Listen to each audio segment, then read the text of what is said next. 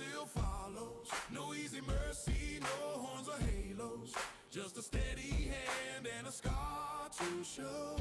The world stays dark, but he won't fade. A silent vow he never made. He ain't a hero, never claimed, but bullets follow in his name.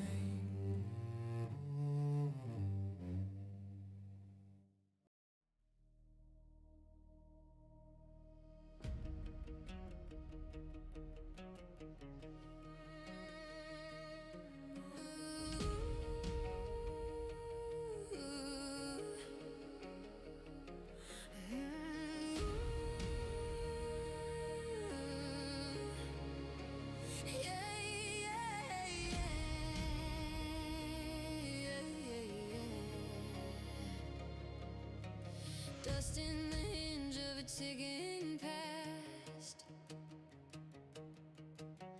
I must escape, no turning back. Blood on a seal I can't decode. They took a life for what I hold. They came in robes, they came with blades. Whispers in the halls that know my name. I never asked to bear this fate, but now I run and count the days. Run the clock, can't rewind. What I hold isn't mine. I must hide, disappear, challenge time till it's clear. If I'm the key, what bars the gate? If time's a thief, what did it take?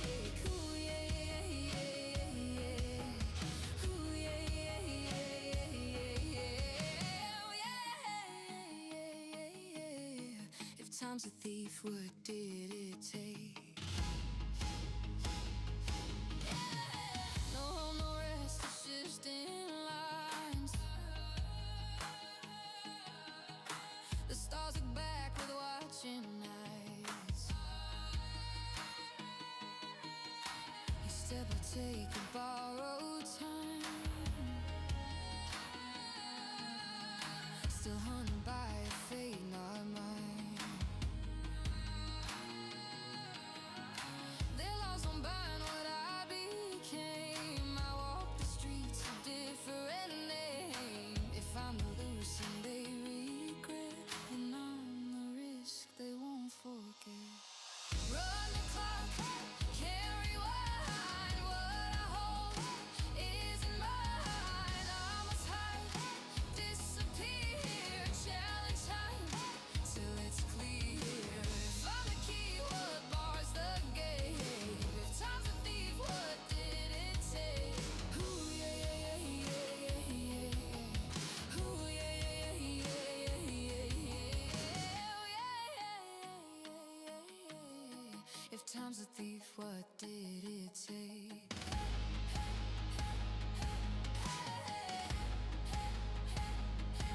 Stop the clocks, change the tide. If I break, at least I tried. Break the loop and the line. I will keep safe what's now mine.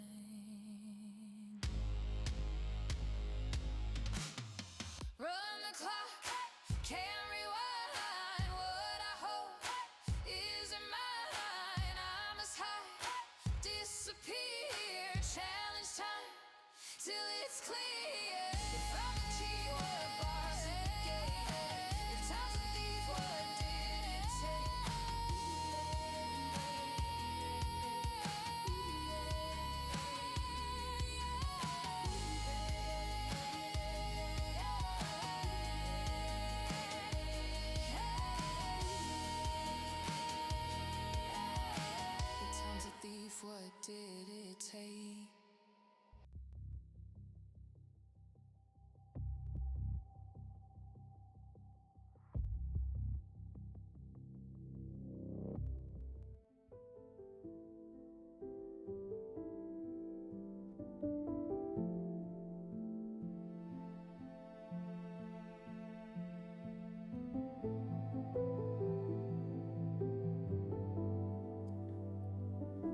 All right, so we fade back in.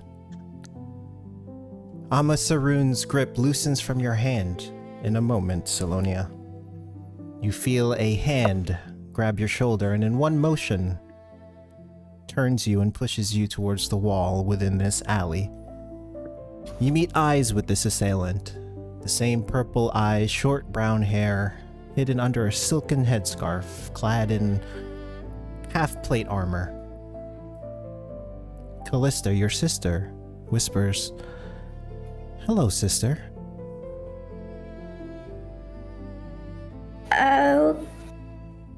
Ellie, what are you doing here?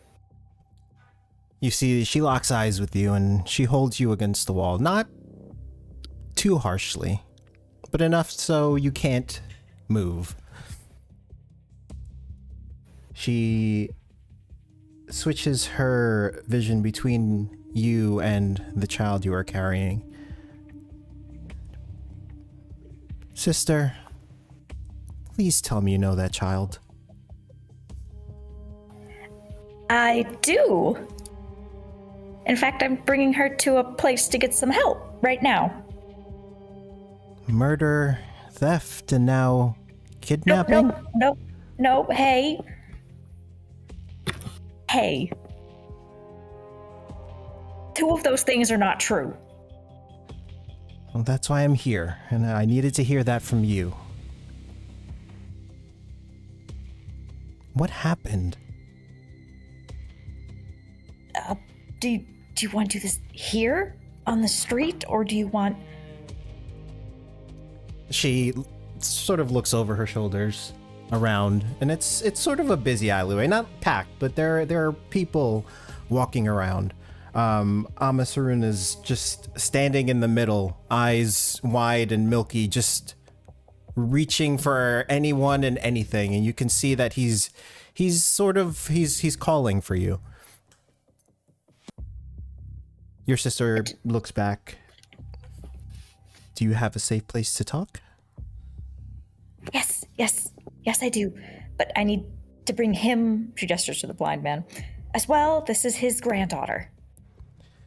She looks over and she sort of dusts your shoulder off, puts both hands on your shoulders, and then gently lets go. Right. Okay. She goes over and walks over to the old man and offers her arm, and he sort of wraps his hand around it and begins following. Lead the way. Thank you, Callie. I promise most of this has an explanation. I sure hope so. And she sort of lowers her sort of silken veil over her eyes, and she looks around again, and she begins to follow you. Where are you taking them? Emberheart Forge. Emberheart Forge. Okay, so you continue weaving through the alleyways, away from the site of the institution and the Dune Hauler where you last left it. And you eventually make your way back to the Emberheart Forge with no issue. As you approach, you see that the door has been fully repaired at this point. The parade construct snake that once scattered the steps of the forge has now been cleared, and it looks as normal as it could since New Year's Eve. Is this the place? Yeah. One of the people I'm traveling with, this is her home and kind of store. She's gonna knock on it. There's no answer, but the door is not locked.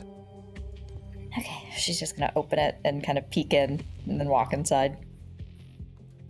You walk inside and you immediately see Bill sitting at the counter with Rumana. They seem to be having a very light conversation. Bill looks up. Hey. Hi, Bill, was it? Yeah. Yeah,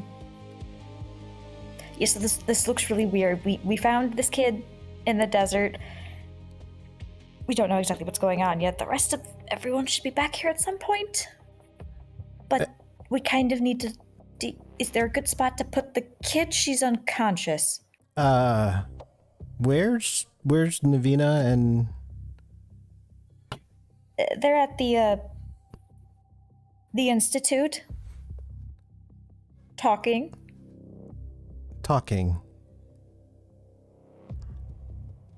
And with who... some and who people is... in official-looking robes. Oh, right. Okay. Yeah, I did catch that. And he just walks over to your sister. I'm Bill. Callista. It is nice to meet you. A friend of yours, Salonia, or... We've met, like, once.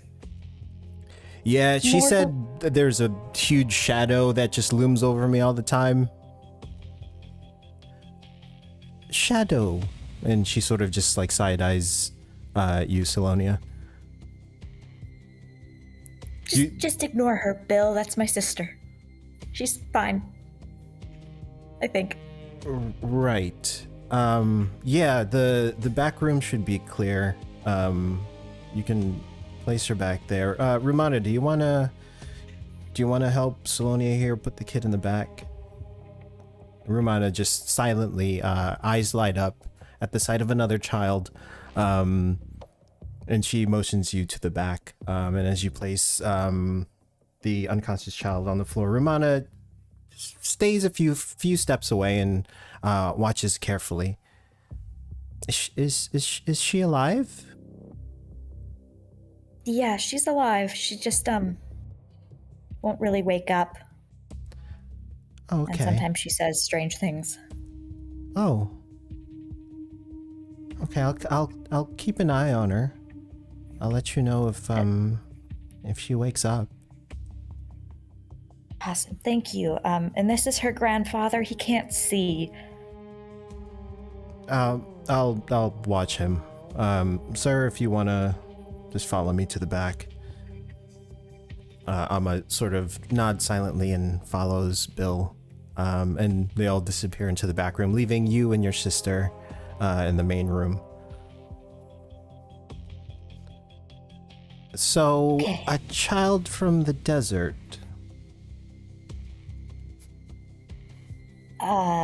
Yeah. And That would be true. blind man who's her grandfather. We found them as survivors at a crash site. Okay, back it up just a little. Who's we again? Right. You've only been here a handful of weeks at this point. What do you mean we? Have you been in the city long? Not for a few days. I just Did you arrived. hear about what happened No, on New Year's? I have not. Well,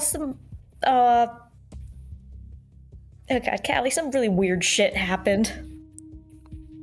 Okay. Good start. Well, there was, the city was partying and all that, and then the Veil Tower started acting weird, and then I started seeing weird things, and then everything kind of exploded, and there was a giant, light in the sky, and then some people disappeared, and some people got, killed by the storm, and... You We're trying to figure out seem what's to going know how to find things, don't you? What do you mean? Well, okay. First of all, like I said, I needed to hear it from you. Once I heard what happened, I knew what was gonna come next, so I had to get ahead of it. And that's why I'm here before, you know. Okay, how did you find me? Well, you're not that hard to track. I was trying. Just know that if I can find you,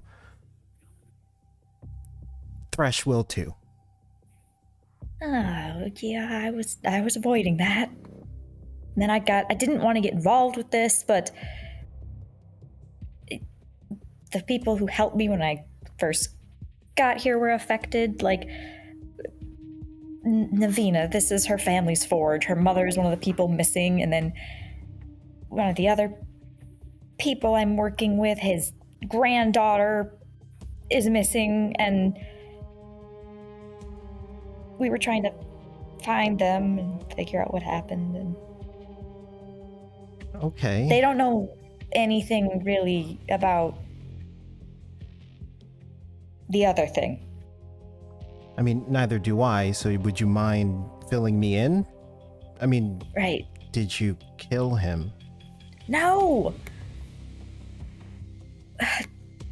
One, why would I? Two, do you really think I would have been capable, even power-wise? Nia, I don't know. This is what I heard, and what's bothering me the most is that you didn't come to me. Why not stay and prove it if you didn't? Why didn't you come find me? I didn't think there was time. Listen, you know,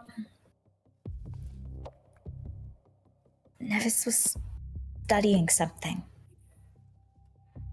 Right? That Right. artifact? The one that I assume you still have that no one else knows about, right? Yep, that thing. That is totally a secret. Okay.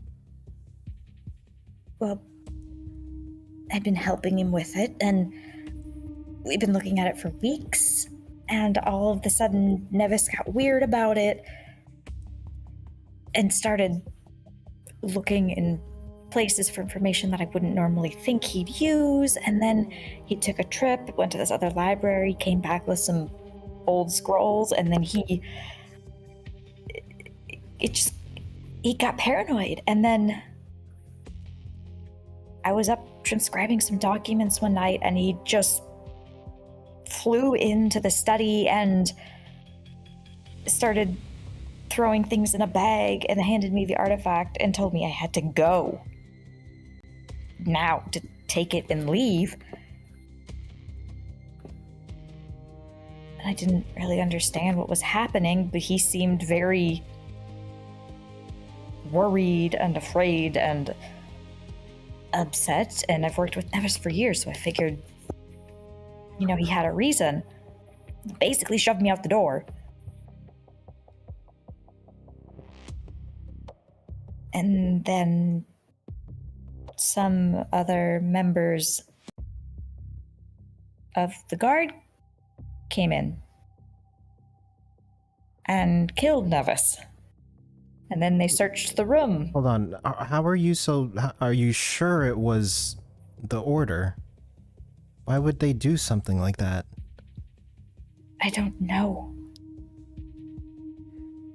My information is limited. I only knew what happened. It has something to do with the artifact, because Nevis told me to take it and run, and they were obviously looking through our notes. And I mean, it was the Order. I mean, it was their uniforms. I recognized a few of them from being around the tower. Did they look familiar? I mean, aside from their uniforms, did you know any of their faces?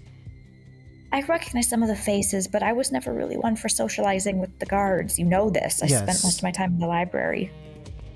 Okay. Okay. And I came here because, one, this is where the artifact seems to be from based on the research, and 2, well, I figured no one would really expect me to go home-ish. Well, And 3, if I'm going to get chased down by magic people, a place where you have to acquire something before you can really do magic sounded maybe like a good deal. And floating cities are right up your alley. I get it. Look, I'm here to help you. Tell me what you want me to do. Tell you what I want you to do. I don't even know what I want to do. I'm just hiding a child right now. Do you want me to clear your name? I can do that. I just need the artifact back. I can't. Nia, if you don't give it to me, Thresh is gonna take it. But there has to be a reason Nevis risked his life to get it out of Rook. And died for it.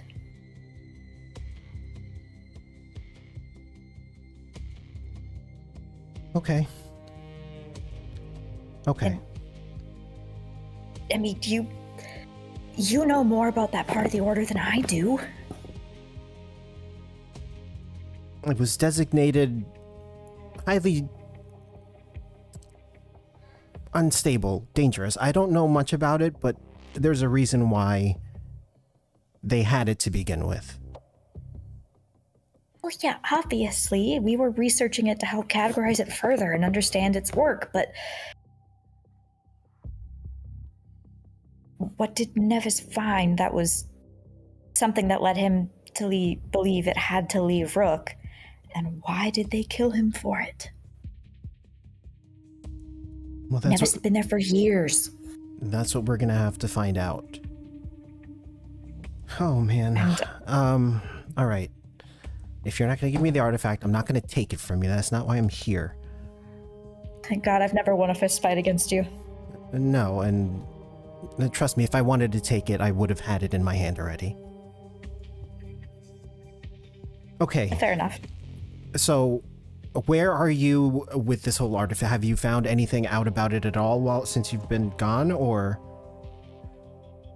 Limited.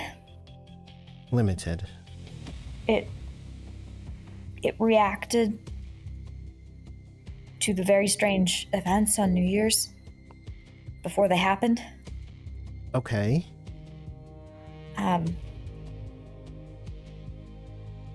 It has some kind of connection with time or reality.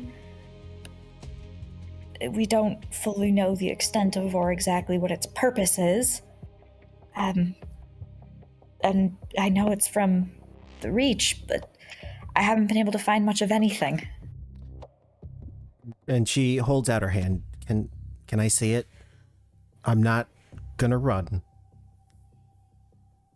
I just want to take a mental note of it. I'll see if I can find anything out about it.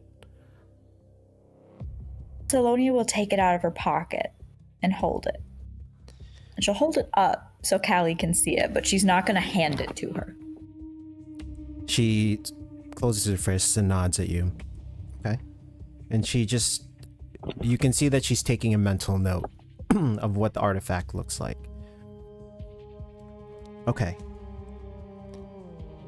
I'll see what I can find. She reaches into her bag and pulls out a ascending stone. Take this. If I get any sense that Thresh is nearby, and let's hope it's just Thresh and not the other guy as well, I'll let you know. This way we can both get the fuck out of here before they know that we're here. Excellent plan. They haven't sent anybody to talk to Mom and Dad, have they? Not that I know. But I didn't send them anything, a letter or anything, because I didn't want them to be involved. Good.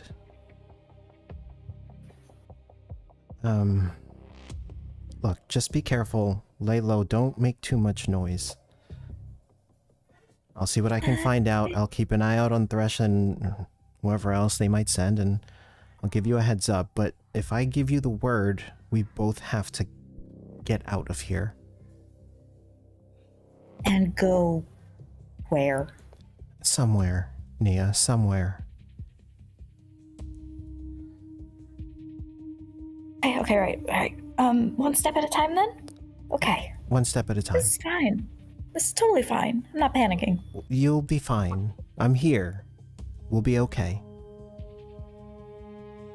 Just Okay. don't get into any more trouble, and please, whatever that kid is you found in the desert,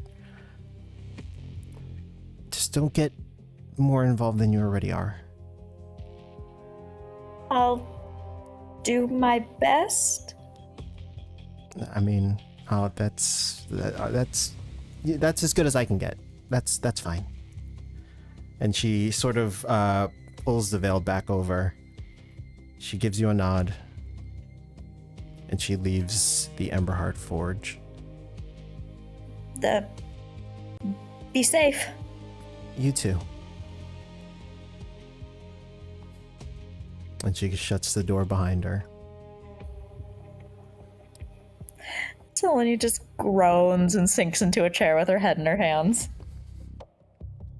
Bill's like, is everything okay? Define okay? I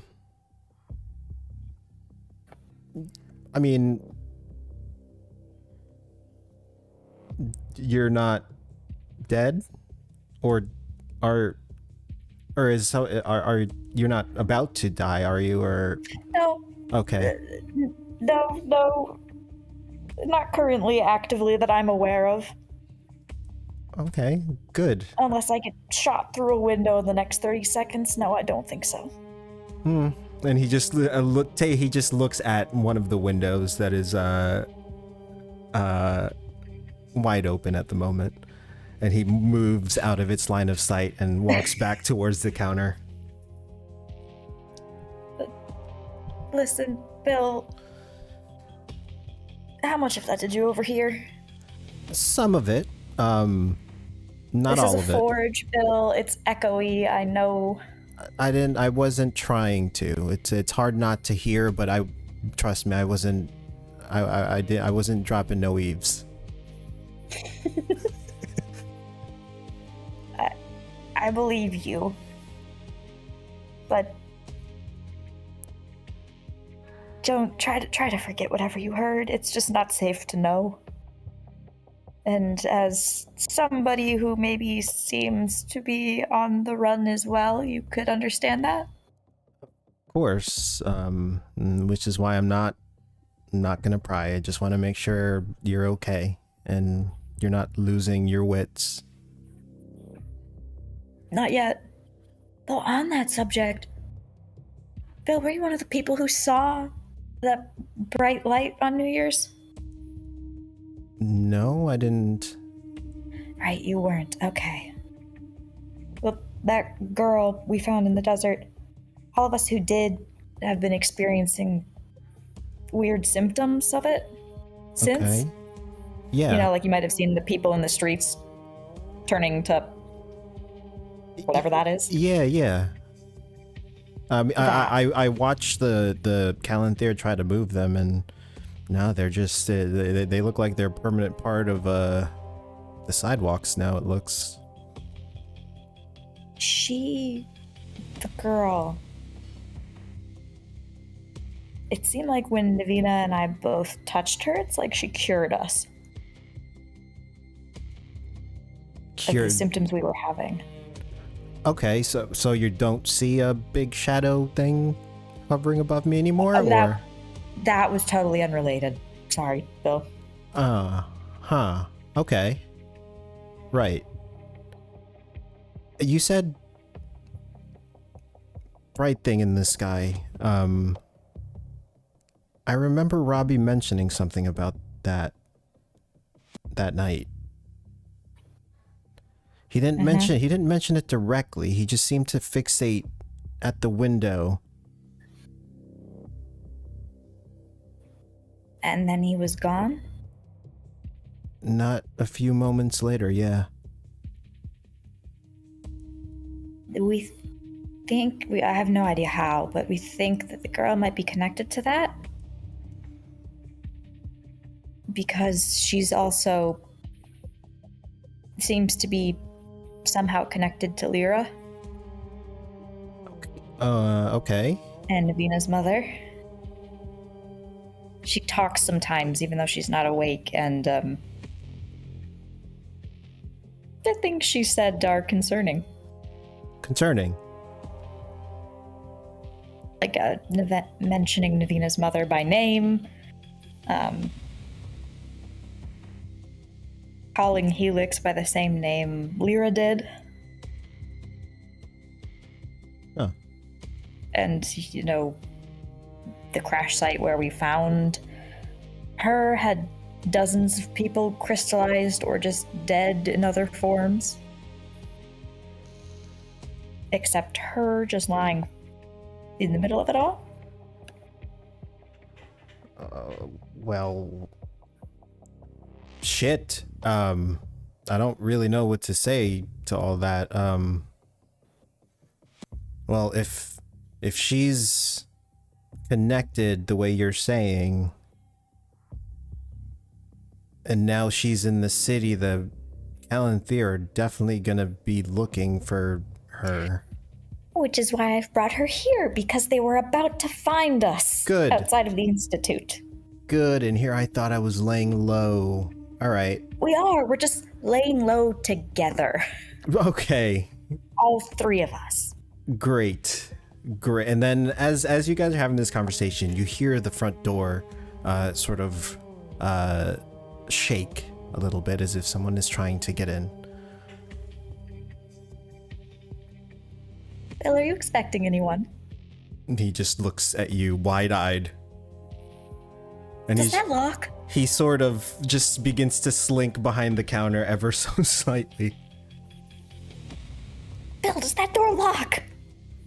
I think so. And he just continues to slink further. Back here, how do you lock it? The latch right there. Fine. Just gonna go over and try to latch it. The latch is shut. Navina, go ahead and make a strength check. I was wondering, is this Navina struggling with her front door? The new front door.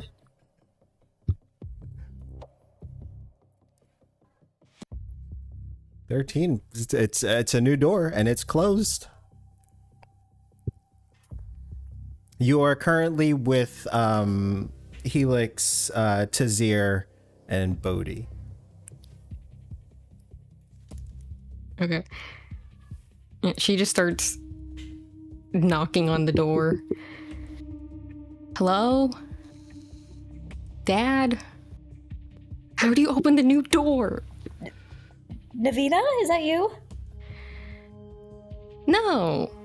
It's someone else who lives here. Yes. She just unlatches the door and pulls it open, and you see she's got a pair of really long tongs from the forge in one hand, where she was very clearly preparing to whack someone over the head with it when they came through the door. You just see Navina very slowly tilt her head to the side. So what was your plan with those? If it was not you guys, I was gonna hit him with it, and that's kind of as far as I got. Hey. Okay. I get why, but this is a shop. It could have been a customer. My family I still asked kind Bill of if he was needs that. expecting anyone, and he hid. Bill is now just casually leaning behind the counter like nothing happened. I don't know. She's been freaking out since she got back. I don't. But don't you lie. You were hiding. No, I was looking for inventory. I know someone had placed something on a reserve, so I was just making sure we had it. I'm justifiably paranoid. You're I just ran down the paranoid. streets with a child. Hey, Okay, sorry. I'm just gonna go to the back. I'll leave you guys to it. Navina, you're okay? You got it? Yeah, real quick though, is my dad here? No, not at the moment. Him and your aunt went somewhere. They didn't say. Okay. He was Has starting. He was Mortimer checked starting. in at all? Mortimer was here. Yeah, he was here today. He was also in some sort of panic about inventory and shipments and whatnot. So he should be back at some point. Your dad was freaking out. He hadn't heard from you in 3 days, and the stone disappeared. So Yeah, that's my bad. he's probably combing the city to make sure that you're back. Okay. Yeah, it's my fault. I'll just stay here. He'll come back eventually. If I go searching, we'll just miss each other. Probably. So yeah, Salonia told me you guys picked up a kid and a somebody else, old blind guy. Yeah, it's a really long story, unfortunately. How's Rumani been? She's doing much better. She's doing much better. She's eating again, which is good. Yeah. She's in the back watching the unconscious kid. Okay. That works, I guess. We haven't found any promising leads yet. So yeah. But let's all maybe come inside instead of standing in the doorway. And she'll start like ushering the rest of the group in. Bill is he's just gonna nod, and I'm just gonna run upstairs. I'll let you guys sort of talk about what you need to talk about. Okay. Thanks for watching the store. All good. No problem. And he puts his hand in his pockets. He just nods at everybody and walks upstairs.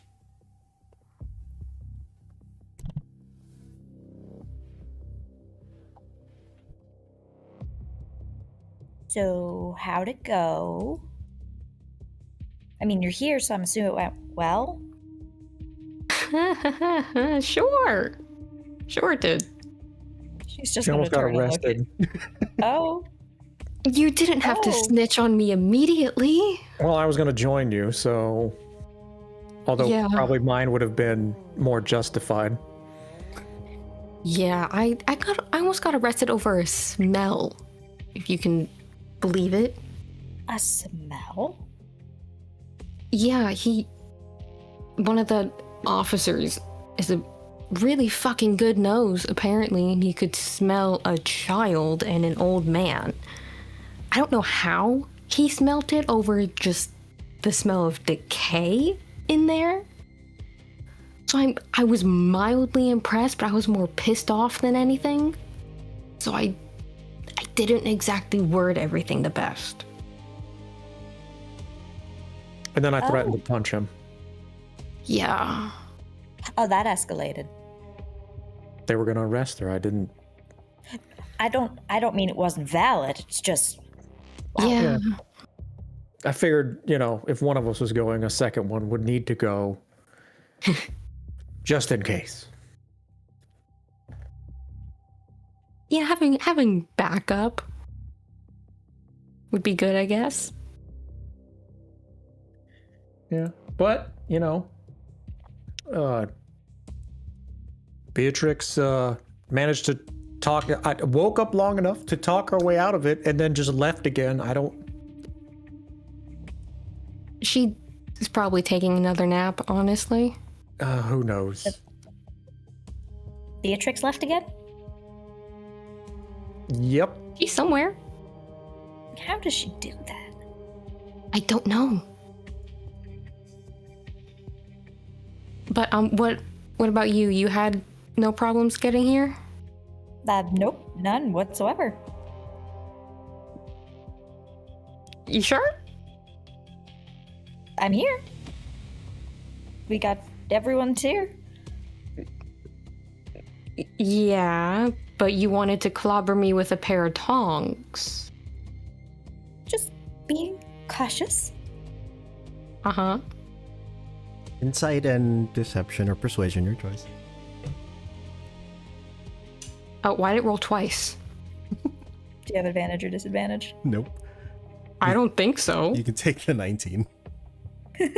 Damn it, give her the 6. Okay, she can have the 6. Deception 5.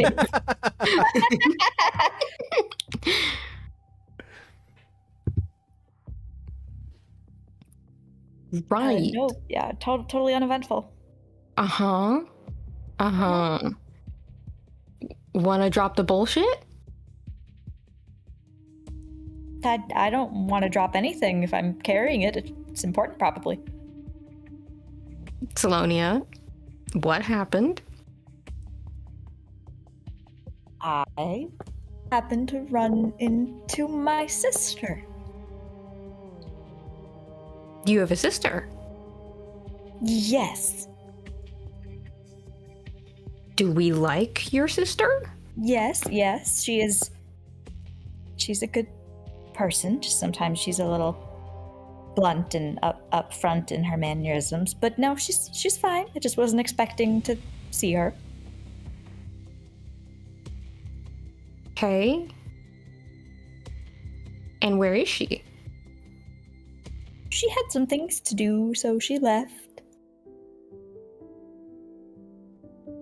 Just some things.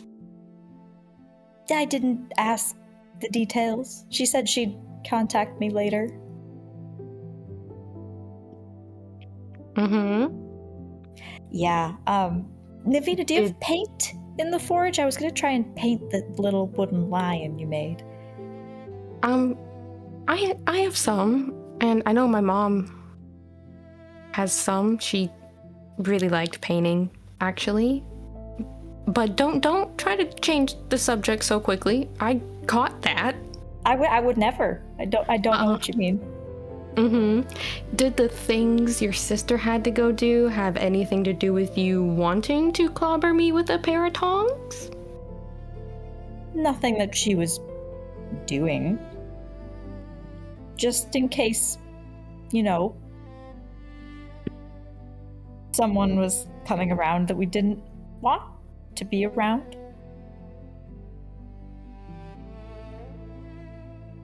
Okay. Does whatever is happening with you and your sister put my family and my forge in danger? That I need to know. The rest of it, I won't push. Potentially, yes. Yeah, I figured. That's why I didn't want to go with you in the first place. I told you that. Like that. Look, I can't speak for everyone, and especially not my family. But if you need help, you just have to ask.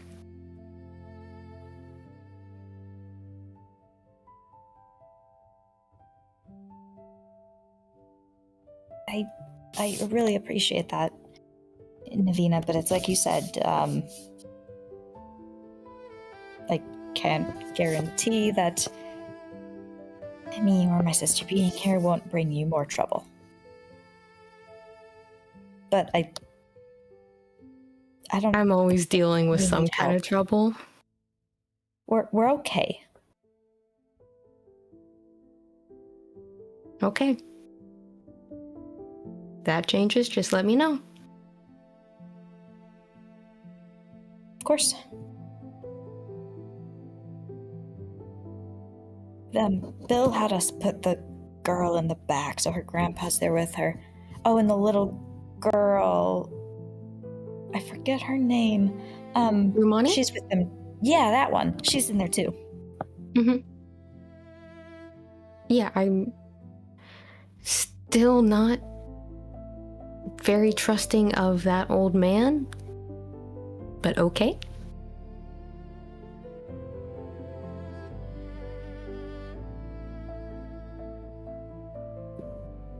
Selenia's just gonna look at everyone and be like, so, what now? She's still unconscious?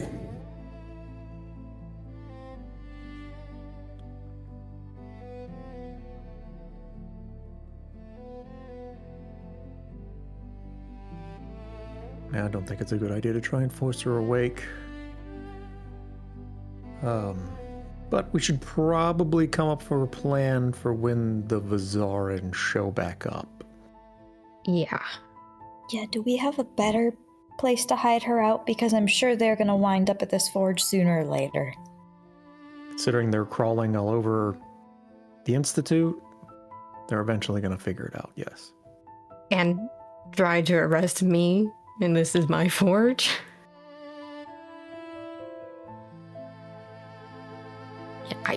I don't know anywhere else that isn't obvious. I mean, there's here my aunt's shop and Mortimer's workshop, but those can all Those are very all connected. easily be linked with me. Tizir, I mean this in the best way, but you look just the right amount of shady that I would expect you to maybe know of a good hiding place. And why is it that I look shady? I mean, she just kind Is of it 'cause looks up and it's- down. And you just see me look at my skin. It's the brim of the hat. It's just a little too low. That's all. You have got a the very long coat, intimidating the hat kind of aura. covers your face.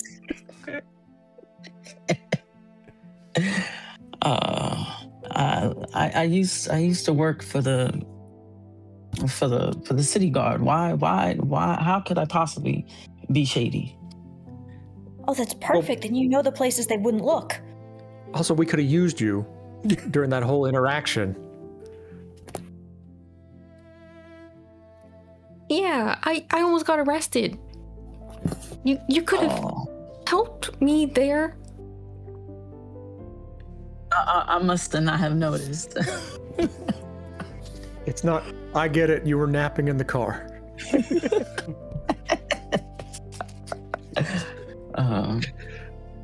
But I mean, I can try and find out, but there's no guarantees. Well, Bodhi, you got anybody can help potentially? I mean, you've got to know a lot of people from the Snake's Head. Maybe Snake's Head, sure, but if we wanna hide someone, how about Busker's Alley? You've got somebody in there. I think it's worth it to at least investigate. I think I can pull a few favors, and many of my friends know how to keep a secret.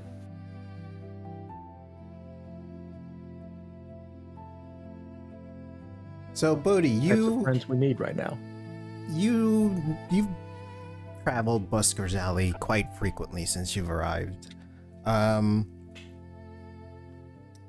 would say you would know more than a handful of people that could potentially help you. Give me a history check with advantage.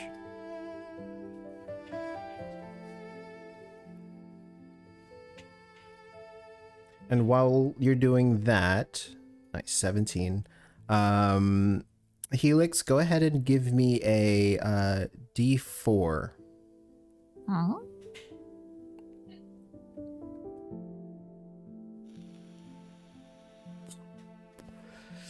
I was gonna say you wanted a one or a 2 on that roll. Okay, well, there you go. Okay, so with a 17, Bodhi, you think back on the people that you've come across within Busker's Alley. Describe to me an elderly couple that you know within Busker's Alley. Elderly couple? Elderly couple, artsy type. What do they do? I know. Esther is a painter and a former revolutionary. Her husband, Franz,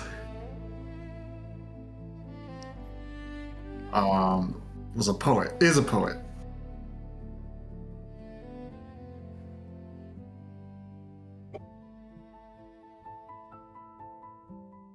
I They're both heard widows. Esther? Esther. Okay, that makes way more sense. What did you think he said? Uncle Fester. I thought he said Fester. Fester. Hey. Esther, well, he puts a light bulb in his mouth and it lights up. He's a magician. And then, Tizir, go ahead and make a history check as well.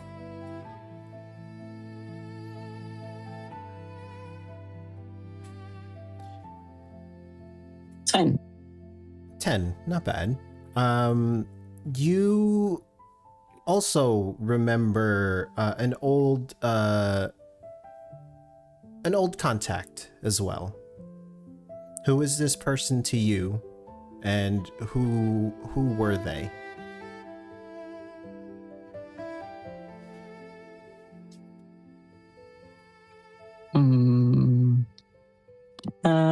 Let's say let's say it's a former contact in the guard, but they were also a former lover. Ooh, an ex. And does Tizir trust this person enough to ask a favor? Yes, but they may not be so willing. Okay. Give me a straight D20. This is just going to determine their attitude towards you. Okay. A 4. On a scale of 1 to 20. Oh God, no. Can I re-roll? That is their attitude towards you. Oh You're God. gonna roll up and he is gonna get slapped. You left our baby. You Exactly. So yes, after Navina asks, or someone asks you the question of if you know anybody, those are the people that you put forth, Bodhi and Tizir.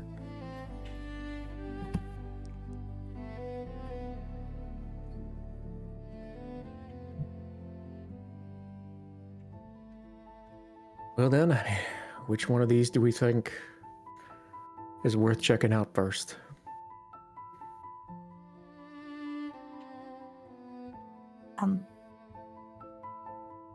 Just a thought. It hadn't occurred to me, but Navina, you're suspicious of the old man? Yeah. Okay, I wasn't, so he's just been alone in that back room with his granddaughter and Romana, like, this whole time. Oh, I know. I've been, like, kind of itching here to just leave, but I didn't want to not, like, hear what the next plan was. I mean, don't let me stop you. Okay, great. I probably need to stay here for a little bit anyway to talk with my dad eventually, so just someone pop in, tell me what's happening. And then she's gonna speed walk into into the back. You speed walk into the back, and you see the old man sitting on a stool. You see Rumana just sat quietly a few feet away from the unconscious child. Rumana looks up at the moment of your entry, and her eyes go wide, and she hops up and runs towards you and hugs you around your waist. She automatically returns the hug and just wraps her arm around the top of her shoulders. Did you find Robbie? No. I'm so sorry. We're still looking, okay? I'm not giving up. No matter what, I'm going to keep looking. We have some ideas. I'm just glad you're back. I'm glad to be back. Your dad was getting really worried. Yeah, I should have checked in, but I didn't. That's my fault. But I bet that you were a really brave girl when I was gone. Am I right? I was. Bill helped me a lot. He told me everything was going to be okay, and that you guys were going to find her. And that you guys, when you come back, that you'd come back with Robbie. But I knew that wasn't true. We will eventually. It might just take some time. I know. And I know that being patient and waiting is really difficult. But we're going to keep trying.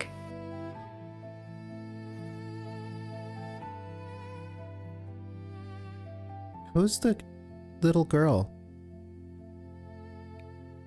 She's someone that needs help. We found her in a wreckage. And we couldn't just leave her there alone in the desert. So we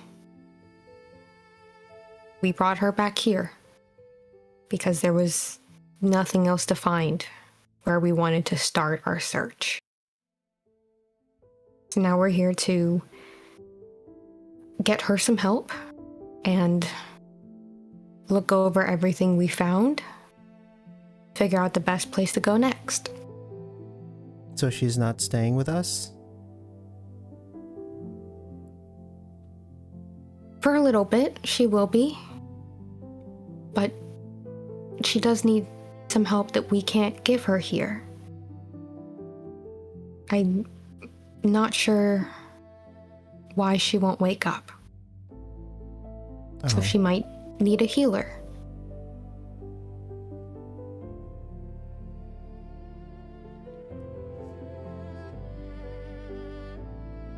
Okay, and you see that she looks a bit disappointed that she's not going to be staying. Have you been lonely?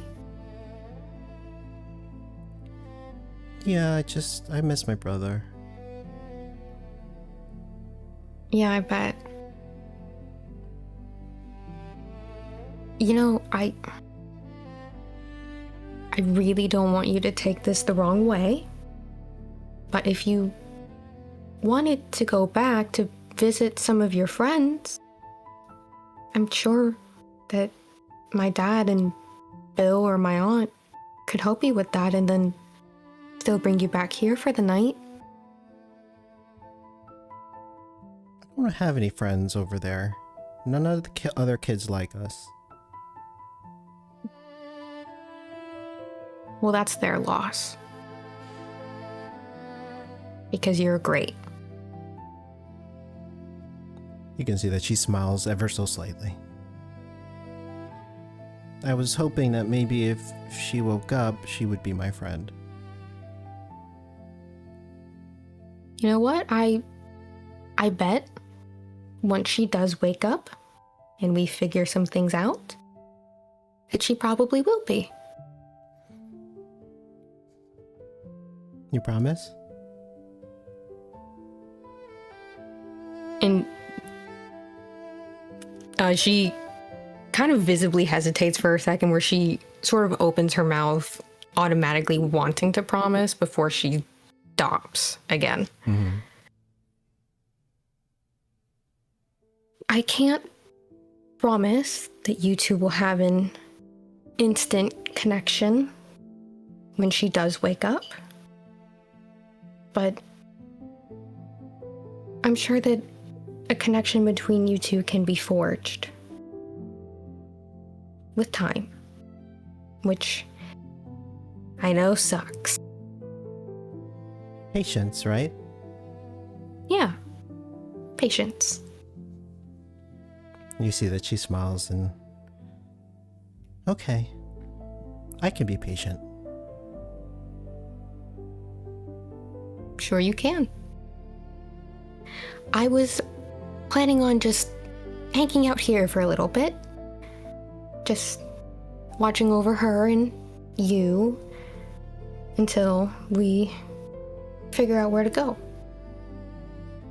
Okay. When you say we, all of us are going? No. Me and the others that went to go search. Oh, okay. You see that she hangs her head again. But we won't be leaving the city. I'll be a lot closer than I was previously, okay? Okay. I understand. And then she just, like, silently walks out, past everyone in the main area and walks up the stairs.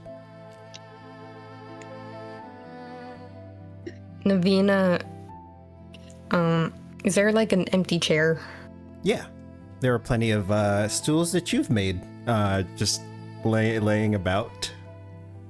Yeah, she's gonna pull one out and place it very deliberately in between the bed where the girl is and where the old man is.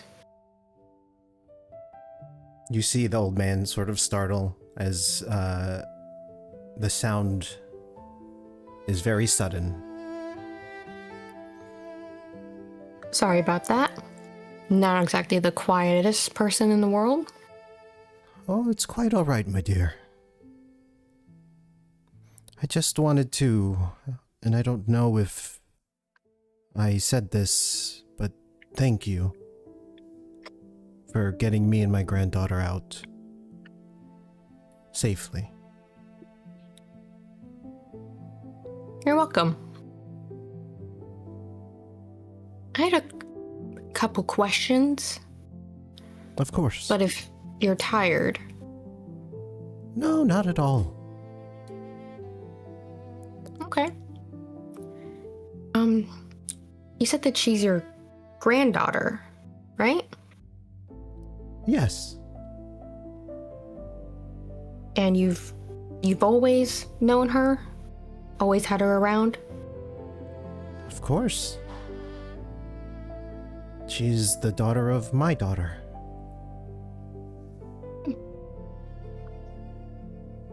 And were you on the ship? Oh, heavens, no, I haven't. I haven't flown on a ship in quite some time. So then why was she on the ship? You can see that he looks a bit confused, his eyes still wide, looking just slightly past you. My granddaughter was not on the ship at all. She was out front cooking supper with my wife and my daughter. You're sure? Yes. And you never met a man named Yasar? The name does not ring a bell, no. we were getting ready for supper and there was a loud crash. And then nothing. For a long time. And the number 88. That means nothing to you? You see that he thinks for a moment. No. What does this number pertain to, if I may ask? Well, your granddaughter. It's her number. My granddaughter's number.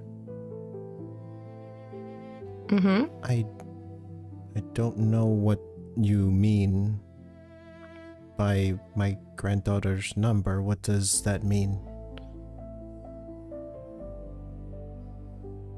Well, I don't want to alarm you, but it's the number on her skin.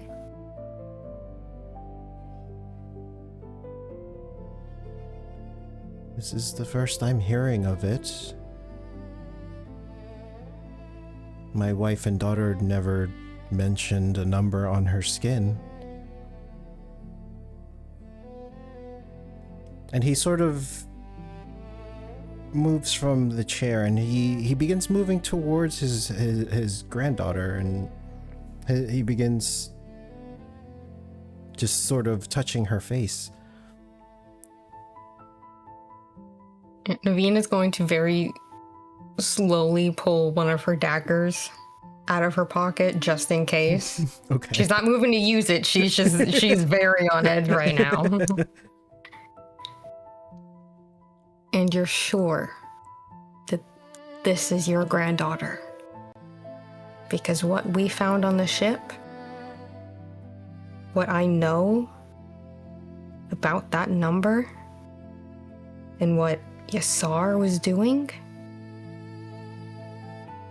I'm sorry, but I don't know that she is your granddaughter.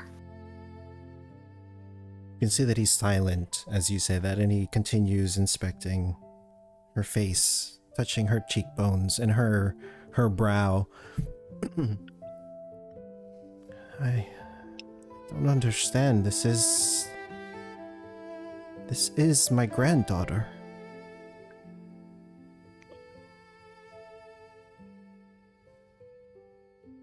This is my Ray. Ray. Yes.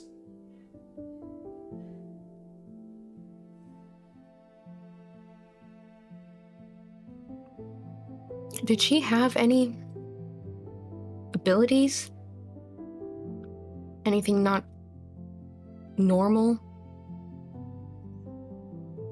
No, we were Sikari.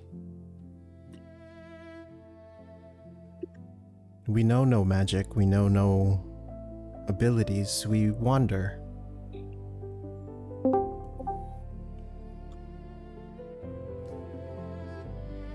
Well, we'll try to figure things out. Where is this 88 that you mentioned? It's on her collarbone. He gently begins inspecting. And you see that he runs his fingers over the mark a few times. His eyes narrow, and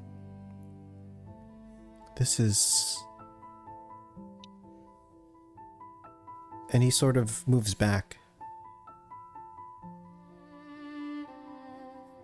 I've never felt that before.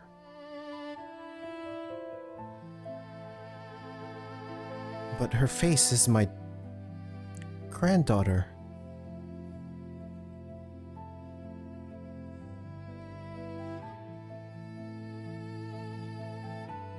Can Helix have been waiting Oh yeah, out the door? absolutely. You Okay. would have heard everything. All of you would have. They're not being particularly hush hush, especially not him.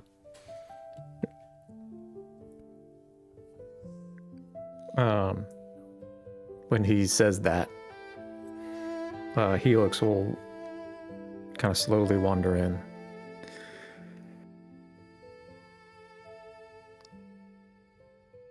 What name did she use for you? Same name she used for me her whole life, Amma.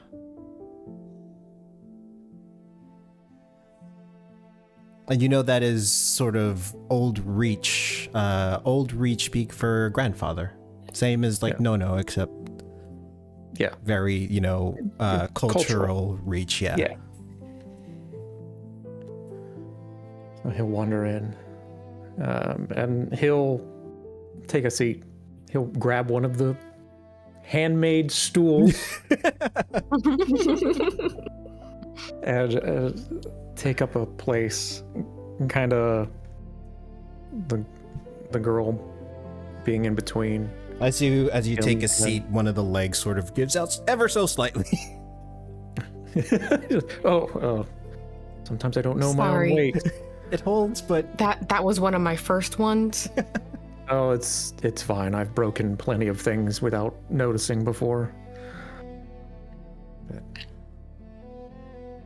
And then he'll turn to.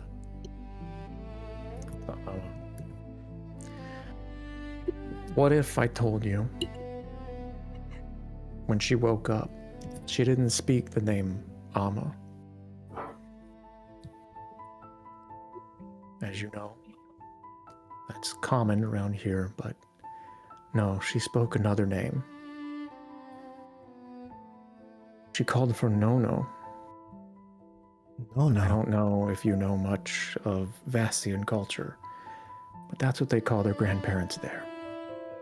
Maybe she was confused. Clearly. Or maybe the girl is something else. Something. I'll ask you a question Of course. as her grandfather. She looks to be about 9. What's your fondest memory of her that she might recall? She quite enjoyed flying makeshift kites with the other children in the camp. Quite particularly one that her and I both made together. Particular designs or just Whatever cloth we could find, we could spare in the moment. understandable? So she was okay using her hands, I guess. Yes. That's good to hear. You know, when my granddaughter was just slightly younger than her, she found a small brass device just sitting in a drawer in her mother's workshop. She pulled out, she came to ask me about it because she couldn't figure out what it did. It didn't seem to do anything, but it was certainly doing something. But the design on it was intricate and she considered it beautiful, but she wanted to know more. And, well, I told her that the reason why she couldn't figure out why that device seemed to do nothing but point in a particular direction was because it was pointing to her great-grandmother's home. And she still carries that device with her off and on today. I think the last time I saw it, it was in her pocket. Or she was placing it in her pocket. Oh, that's lovely. We are fond of our grandchildren, aren't we? Indeed. Might I pose a suggestion? As we are both in a bit of a conundrum. You see that You he's confused at the proposition, but he reluctantly agrees.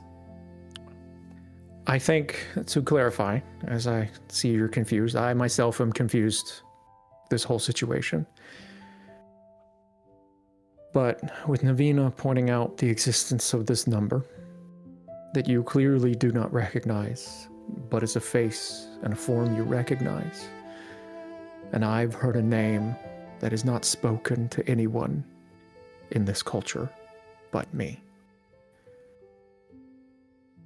So when she wakes, I think we should ask which one of these memories she has.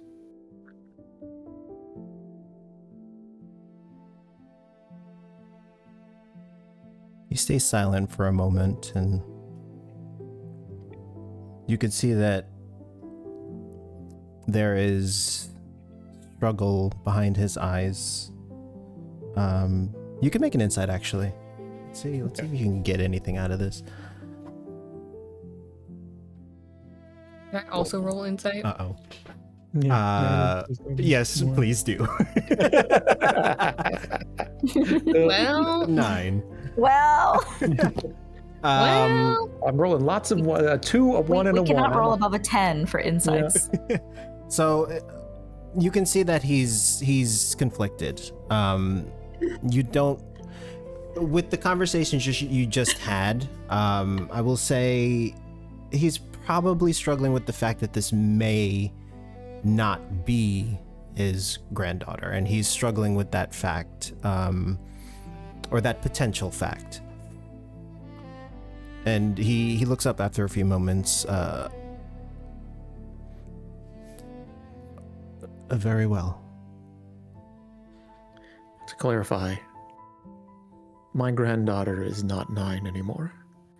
My granddaughter is 27.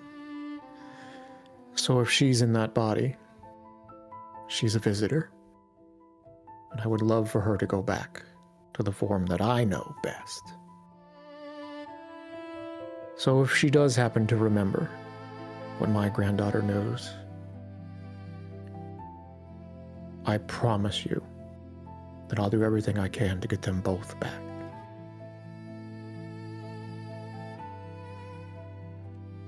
You can see his bottom lip quivering at the thought that this, again, may not be his granddaughter, with what Navina had mentioned and what you're proposing and mentioning to him. He just nods in silent agreement.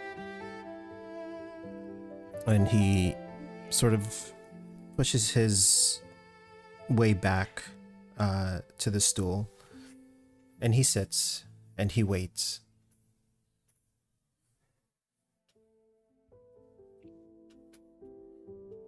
You hear the front door open again. Navina's going to slip her dagger back into her pocket. And then look to Helix. If anything changes, just yell for me, okay? And she'll start. I'll be the first to let you know. Thank you. And she'll start making her way towards the front door. You see a tabaxi standing within the threshold of the door. Beatrix.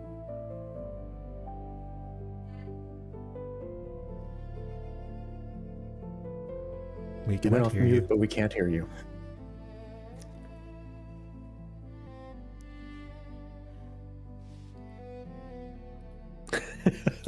She's standing there, taking everything in.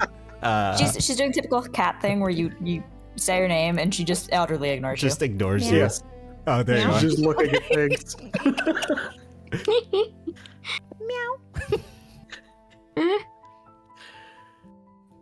She just raises one eyebrow. Where'd you disappear off to?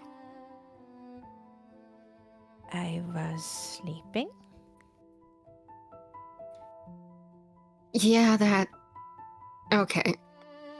Well, I just wanted to say thank you again for, helping me not get arrested.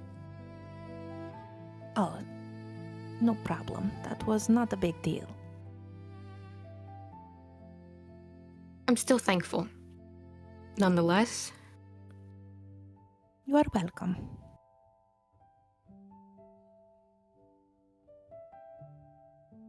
What are you doing here? You look concerned. Yeah. Just a lot of questions and not a lot of answers currently, which I don't like. And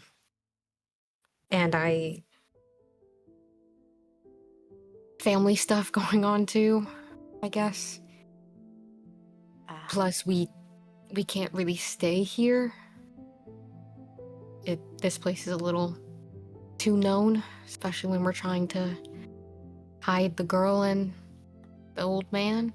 So we're trying to figure out someplace different to go. I don't know if you maybe have any other ideas. Bodhi and Tajir had one each, but doesn't hurt to have more. I don't know of many places over here, but I will help find a place. Okay, that would be good.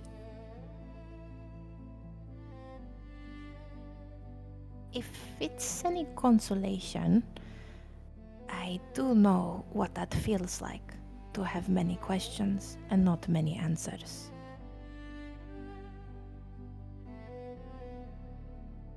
The best way forward is keep those questions close to your heart. You will get your answers. I really hope you're right. Kind of the only way I'm gonna find my mom. And Robbie.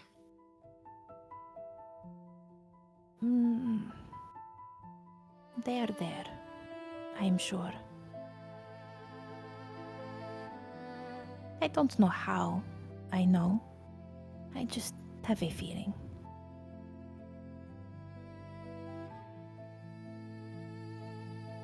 Thank you. Of course. Is there anything else I can do to help?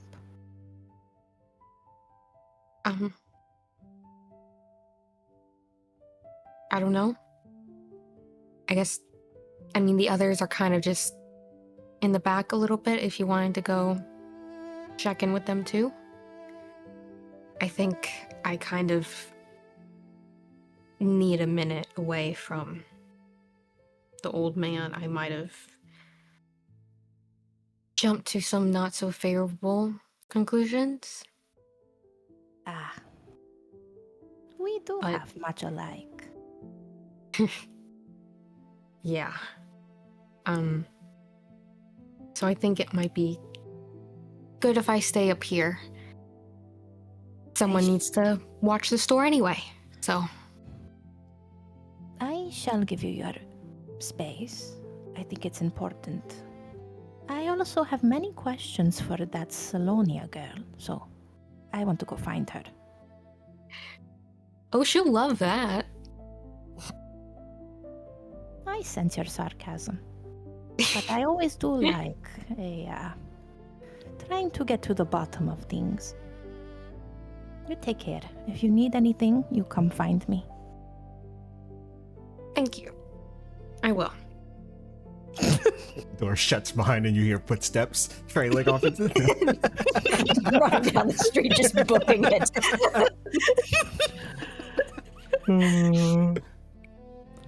And she will walk away, giving you space. The rest of the group is within eyeshot, Beatrix. Oh, so we're all like in a big room right now. Yeah, you're all in So sort we're of in, the main like, area. Navina's floors. There's like a bathroom and back room, and then an upstairs area. And Navina kind of went upstairs. Helix and the grandfather and the unconscious girl are in the back room. And the rest of us are just like all in the main forge area. Yeah, Helix is just sitting in the, like, leaning against the door frame at the moment. Beatrix will give Helix a nod as she passes him, and then she will find the nearest chair and sit as close to Salonia as possible, and she will just stare at her. Is this stool good? Let's give a D4. You're looking, give me a D6. You're looking for a 5 and a 6. Anything below that, the chair breaks. Oh, God. I'm It's a okay, fat Helix cat. already broke one. Hey, it's a good chair. Great. Love that. So Salonia, Beatrix will just stare at you expectantly as if you had like asked her a question and now she's just like answered you.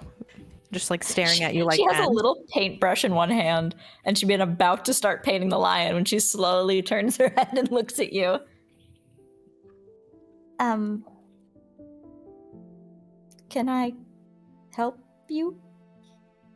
You can help me. I have many questions for you, Salonia. Oh no. Why?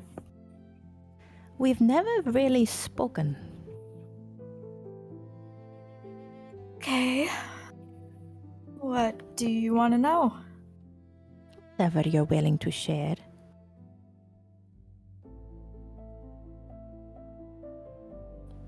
Where do you come from? Why are you here? Why are you painting? What do you eat for lunch? Are you married? Whatever you want to share. Oh, that's a really broad spectrum of. Okay. Well, I was gonna paint this little wooden lion. She holds it up. And it's this. I don't really care about the lion. I was just wanting you to answer good questions. Oh. What do you consider a good question? What are you doing in Almiraj? Research. For what? That's what I was doing originally. I noticed you always look nervous. Inquisitive. So I've been told. What are you nervous for? Research is supposed to make you feel like you have answered these questions. But as you research, you ask more questions. And if you can't find the answer to the first questions in the first place, then nothing is answered. So what are you doing in Almiraj? What are you researching? I'm researching a rare old magic that's supposed to originate from the Reach. And what will you do once you get to this old magic?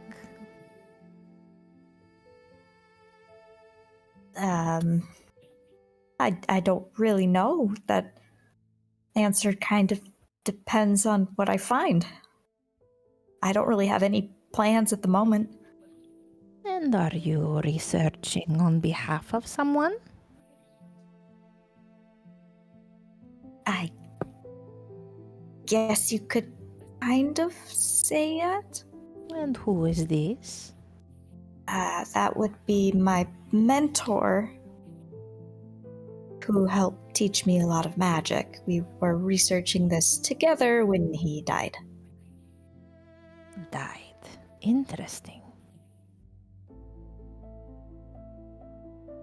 Okay, I'm done asking for now. And she'll just walk away. Someone just deflates kind of into the chair she was sitting on.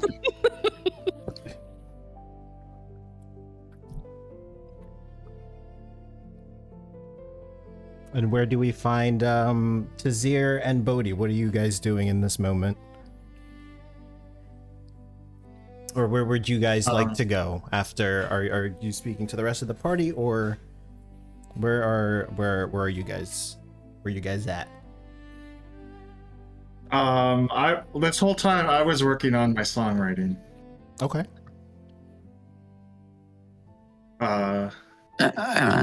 And yeah, I was just sitting there polishing my guns. I don't know why I thought you were going to say polishing your nails. Don't know why. I can see it. Right? There for his hands. When you feel like do that. You gotta look fabulous. I go up to Beatrix Oh, okay, go ahead. Sorry. I go up to Tazir, say, those are some fine-looking pistols you got there. Yeah, courtesy of our artificer over there.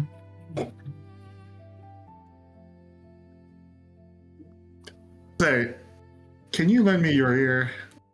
I've been working on this song and I want to test it. Test the waters if you catch what I'm saying. Me? You sure you don't want the fortune teller? What's her name again? Well, I'd be happy to perform for her once we have the opportunity. I'm sure you would. But all I have in front of me is you. I'll give it a listen. I'd like to perform a song for Tazir. Bodhi wrote it based on their recent experiences with the Blue Dragon. Oh. It tells like a epic tale of brave heroes narrowly escaping. However, I would like to it's so at this point in Bodhi's career, he's not a great songwriter. So however you want to rule that against me. I mean, you can make a performance check with disadvantage.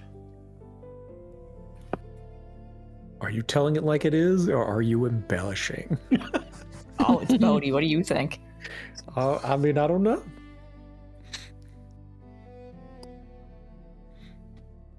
But 15. Not too bad.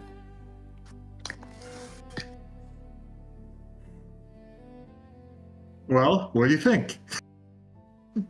And you'll see he looks so excited to share it.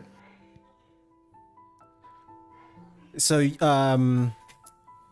Tazir, you can make a charisma saving throw. A charisma saving throw. The DC is 15.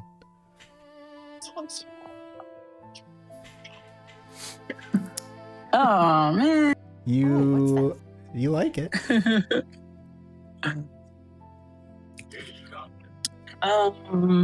Was not bad. It was not bad. It had a twang to it. Right? That's what I'm trying to go for. Should probably play it at a bar next time. I think it's just about ready. Much obliged, Tazir. Well, thank you for allowing me to hear it first? Question mark? Well,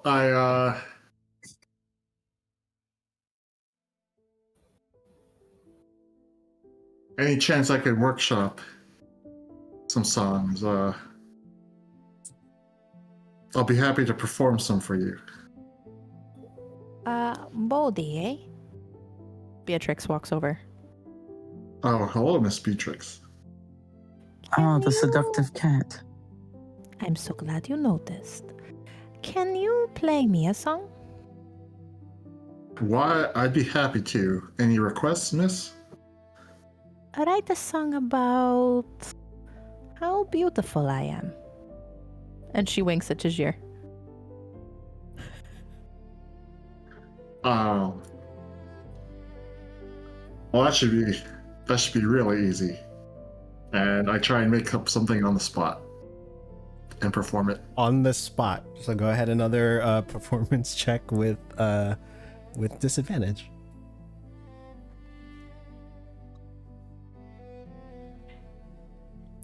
Nine.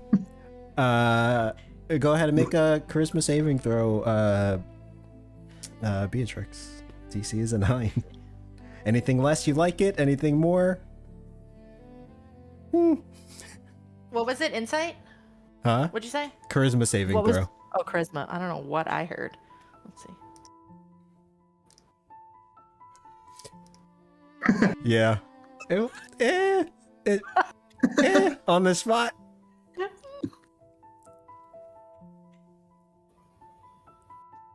I just look excited after I finish playing. Well, what did you think? I think that song was unbelievable. And I'm just like blushing. What makes you play as a bard in Almiraj?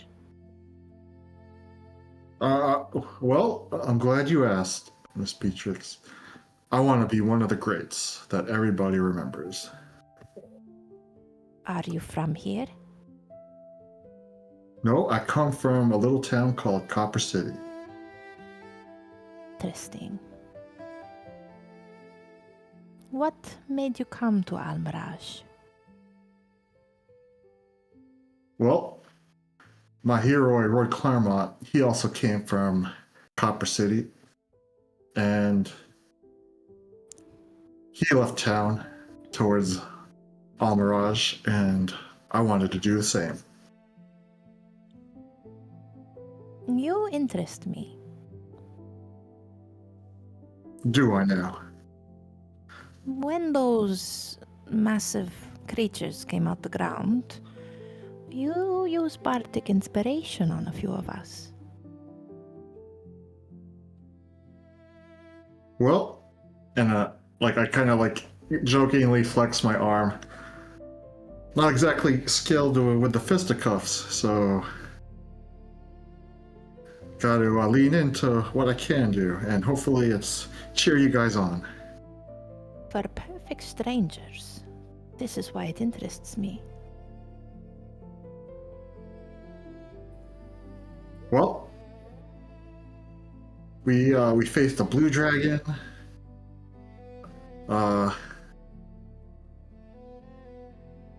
Phase siblings who could run really fast, and a couple of those diamond creatures. I'd say we're a little bit more than strangers.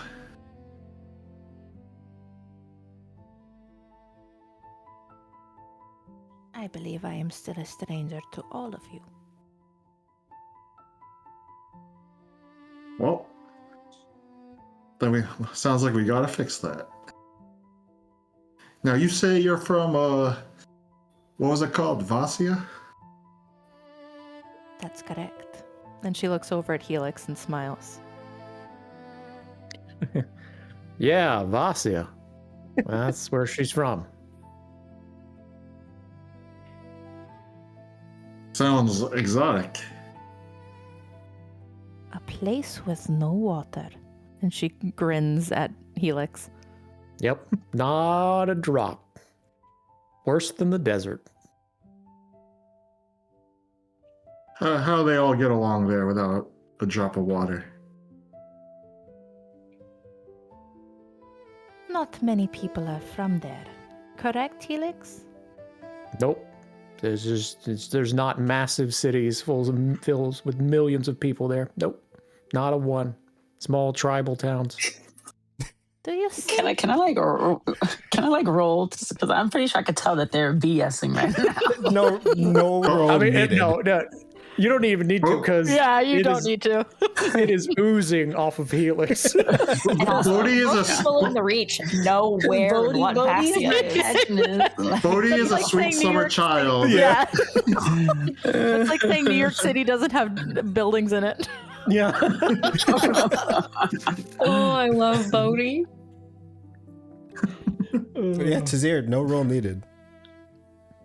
Bodhi, please tell me you're seeing this. What? I'm just interested in learning more about Beatrix. Yes, but she's playing with you. Bodhi, Playing? Vassia is an island paradise full of massive metropolises. Is it really now? I think I would know. Oh, so you're from... I'm not from Vassia, but my wife was. I've been there quite a number of times. Isn't that something? Yeah. I'd like to go there one day. I do recommend it. It is quite nice. Do they have a famous venue of sorts? Well, they do have a few of them, but the amphitheater in Derval is the one that most try to get to. Derval. When we get out of this pickle, Helix, I'd like to take you all to Vassia. A little bit of a holiday. Well, you aren't going to hear no from me. I've got a couple of contacts over there, a couple of friends over there that I could say hi to. Haven't seen in a few years. And perhaps we can meet them on this holiday. One might try to give you a job, but, you know, you just have to turn them down gently. Like a gig? No, a job. Oh. I'm afraid my copper mining days are behind me.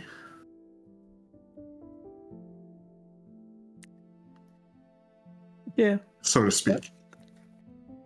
I think there are plenty of others that you might be interested in.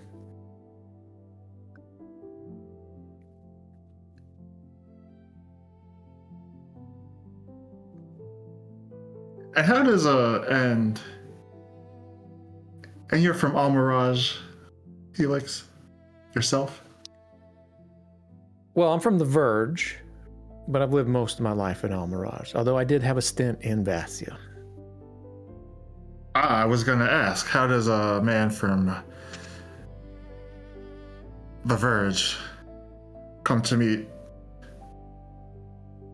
his lady of Vassia? Just decided to travel the world at some point and found my way there and stumbled across her. Kind of smitten right away, although she'll tell you I had to work hard for it, but I feel like it was mutual pretty quick.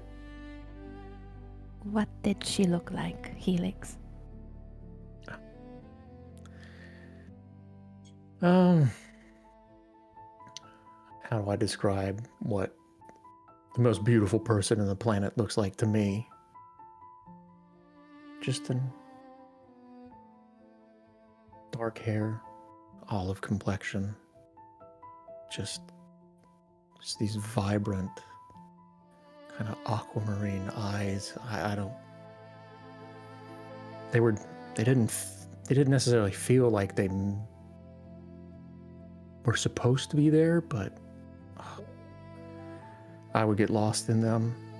But for a sea place that's built on the sea, I guess it makes sense. What happened to her? At the same time, she also quite often had quite a lot of grease on her, as most artificers do. What happened to her? She died of old. Yeah, she lived a long, healthy life. Passed as naturally as can be.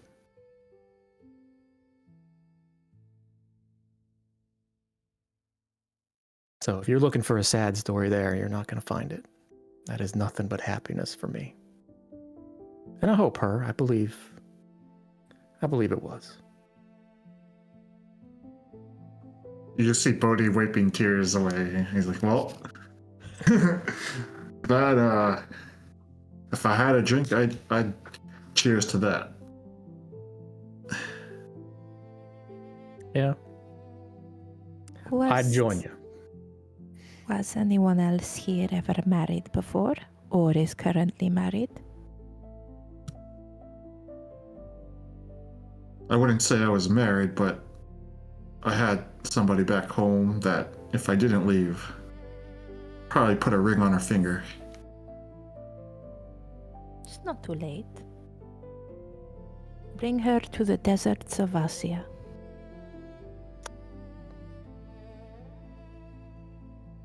And when you find one, you let me know. Although, if you're gonna bring a lady somewhere, might I recommend Leilatha?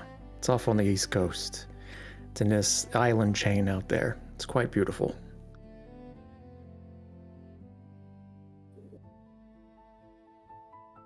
Now, a girl like Charlotte, that sounds like a mighty fine place to take her. What about you, Tajir? What about me? You heard my question. No prospects, no marriage, no divorce. Not at the moment. Interesting. So the divorce is in progress then? Sounds to be. There is no divorce.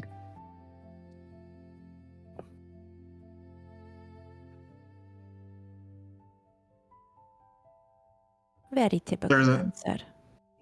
There's not someone in your life that gives you the butterflies in your stomach, Tajir? Like I said, not at the moment. Maybe at one point.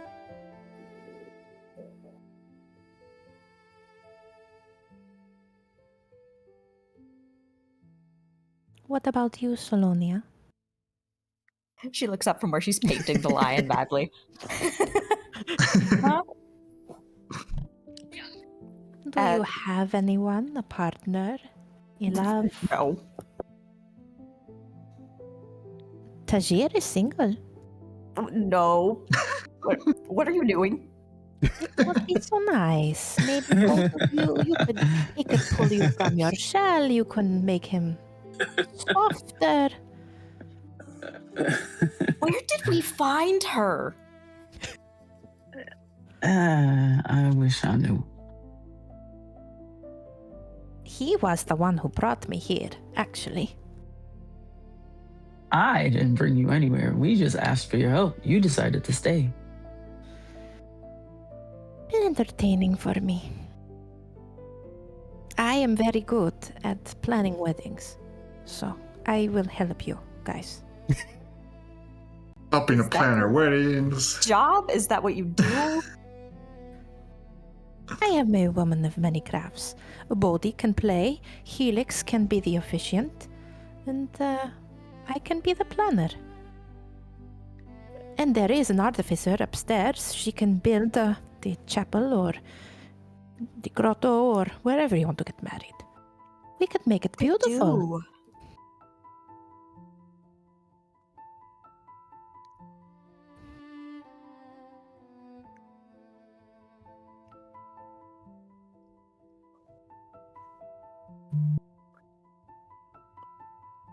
Ah, the awkward silence. My favorite. I'm just trying to figure out how an artificer builds an entire building single-handedly. What I said. Or a grotto? How does... An artificer is not a carpenter. Nor a brick mason. In Vasia, many things are possible as an artificer. Helix will tell you. I don't disagree, but they also do have carpenters. Details. I can figure that out.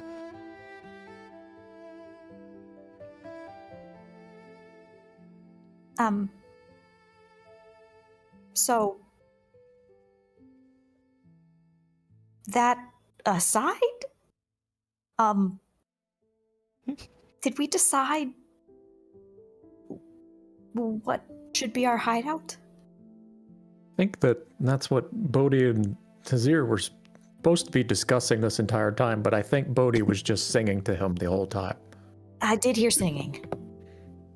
Well, my recommendation still stands. I think Mrs. Esther and Franz, friends of mine, could hide us Where is that? over in Busker's Alley. They're good people over there. They all know how to keep a promise and a secret. Why do we need to hide around other people? What if we find somewhere very quiet? Somewhere not many people know? Somewhere with multiple entrances and exits?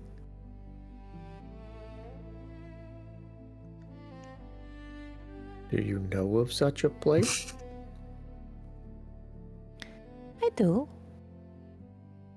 I had to think about it for a moment after speaking with Navina, and I came across a place on my way to Almarash. I don't know what it's called, but it's a beautiful cave system. Well, we do have to remember that we are taking and trying to hide a child of roughly 9 years of age in a location. So is this a place that a 9-year-old can live without worry? Absolutely. It's a very beautiful place. And a blind man. A blind Yeah. old man. There are openings. I don't know that they will love it, but I found it to be very peaceful. Well, we don't have to move right now. All we have to do now is figure out what our best option is. I mean, I think it's worth at least investigating this couple in Busker's Alley, if especially if they have experience with child raising or care of the elderly. I think that's right up their alley. Sounds Hey. Oh, I get it. So it's just an old couple living in an alley? No. Busker's Alley. It's where you want to be for folk like me. Sounds boring.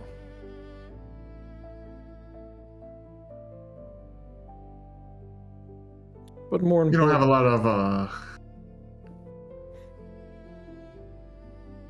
lot of the culture and the arts in your life, do you now, Beatrix? I do.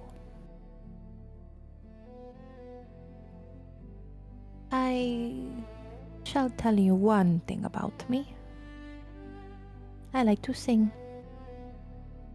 Oh, Busker's Alley is, you'll love it. Well, I like to sing. I don't want to listen to other people sing. Except you, of course.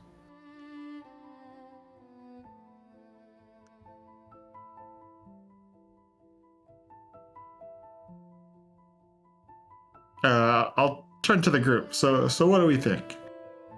Somewhere isolated? Or hide in plain sight?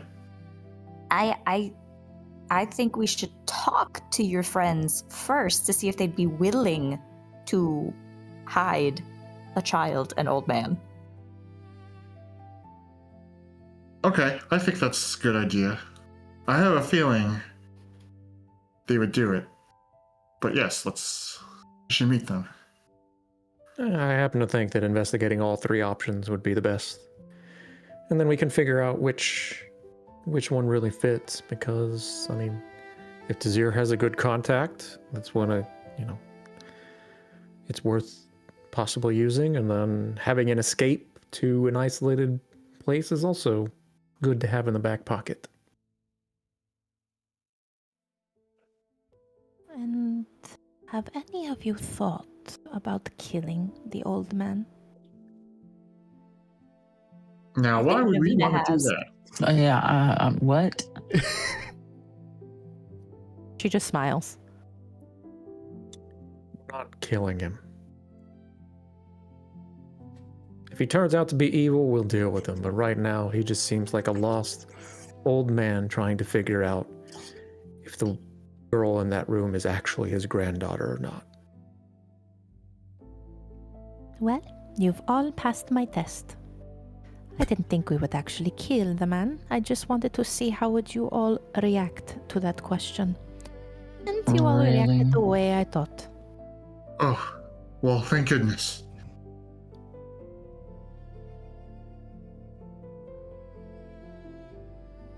So, So are we we're gonna going to visit all 3 places?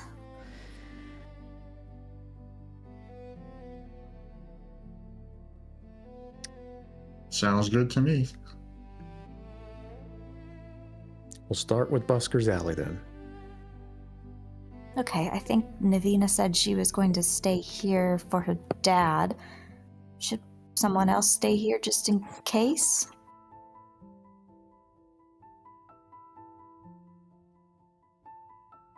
We can also, if their dad's not going to be long, we could just wait. We all have been quite busy over the past 3 or so days. True.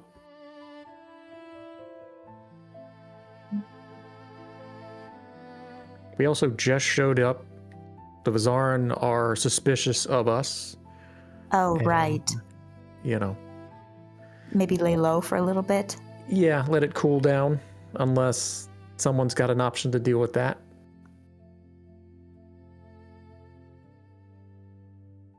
Yeah, Tajir, do you have an idea for that?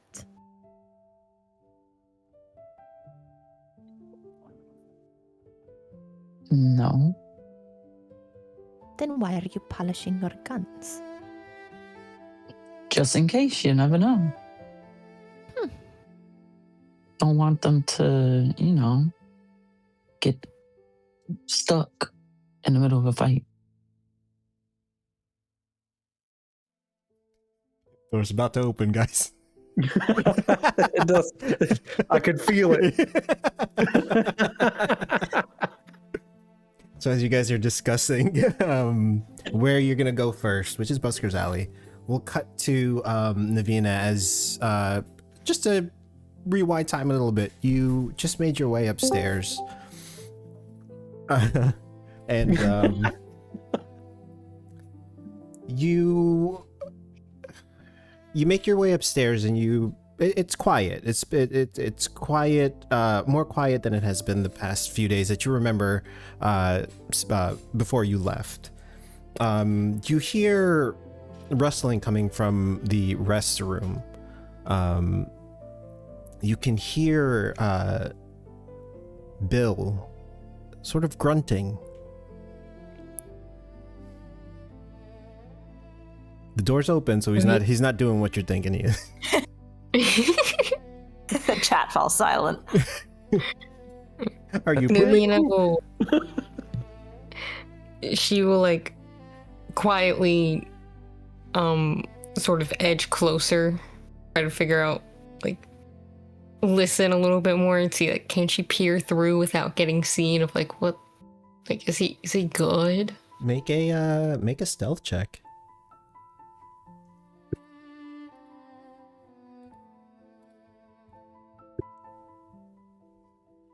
Son of a bitch. As you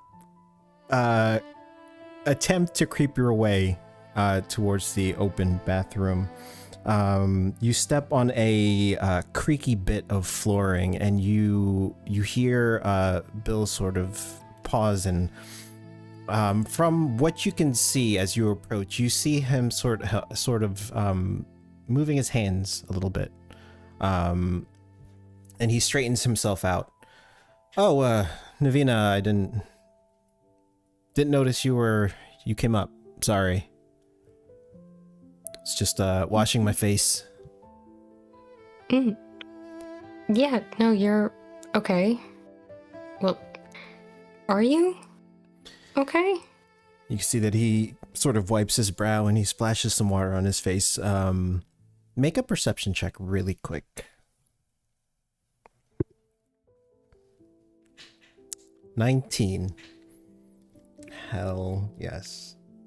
So Yeah, I rolled good. as he's splashing water on his face and wiping the sweat from his brow, as you approach and you have this like quick conversation, you take a peek, and for a split second you catch his reflection in the mirror, and something seems to be missing from his face, that you swear you saw. You don't know exactly what it was, but something is different as he sort of clears his as he sort of splashed water on his face. You saw something in a split second sort of coming from like his neck and jaw area.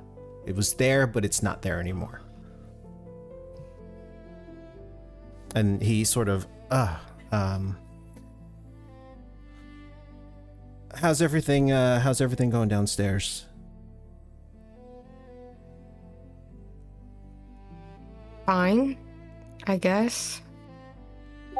Good. I'll be out of your hair in a second.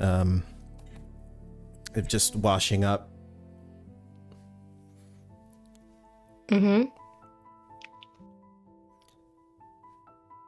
What was that? What was what? There was something on your face? And he just sort of did I not get it, or? No, it's gone now. Oh, okay, good. It's like when you're walking around and you're talking to people and there's like something in your tooth, but no one tells you about it. Yeah, it was grease. Grease. Yeah, I was moving the snake construct parts. I don't know if you noticed. It's not at the front door anymore. It's sort of neatly stacked whatever I could in the back.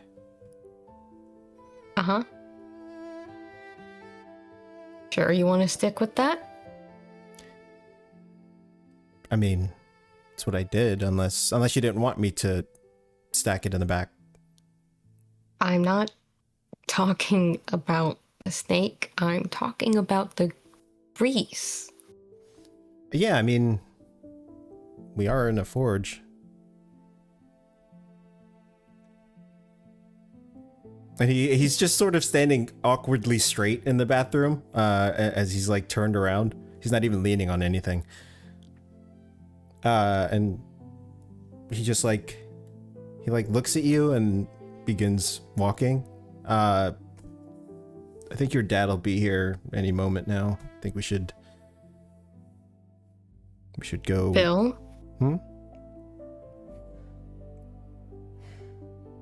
You know, I try not to push, but what I just saw, that's not grease. I know grease. Well, it might have been something else then. It's kind of a bitch to get it off, so if it's not there anymore, then it's all good. You don't really have to, worry yourself about it. Yeah. Are you? Are you good? I'm good. I'm good. I mean, good as I could be, with everything. But I'm good though. We're good. Do I need to be worried about anything? No. Not yet, at least.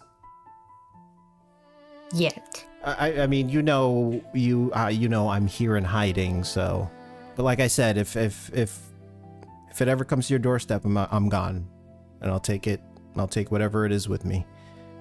and you won't see us again. Me again. And Navina, since she saw whatever it was that she saw, she's been like rigid, very tense, and she just lets out a sort of like resigned sigh. He sort of stops. He sort of stops as he's like passing you. He's like, you're facing him, and his sort of shoulder and the side of his face is to you, and he just turns his head slightly towards you. Look, I promised you I wouldn't put you and your family in danger, and if there is something going on that would do that, I'll let you know. Don't worry.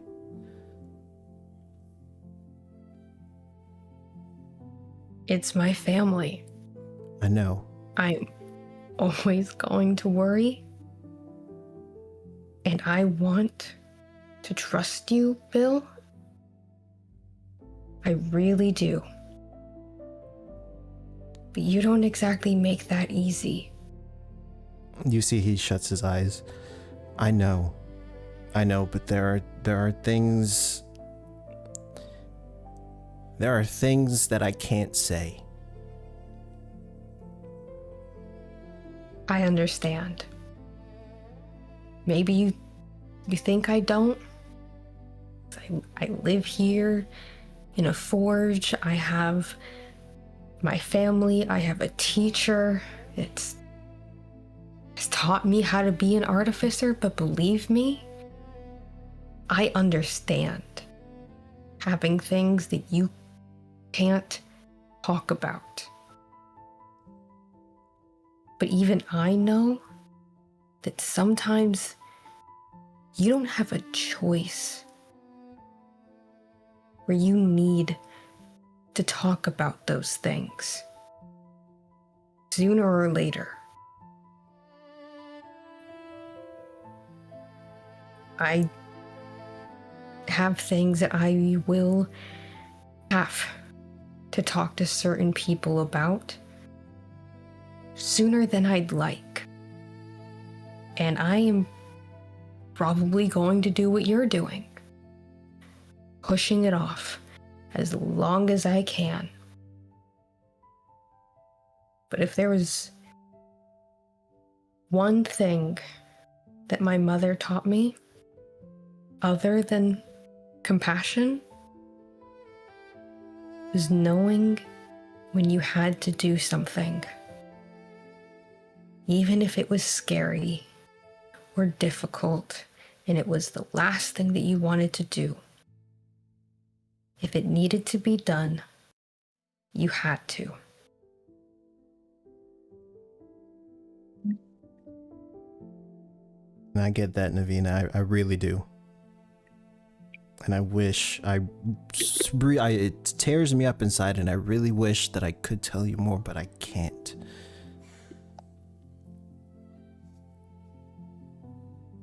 Not until I know more.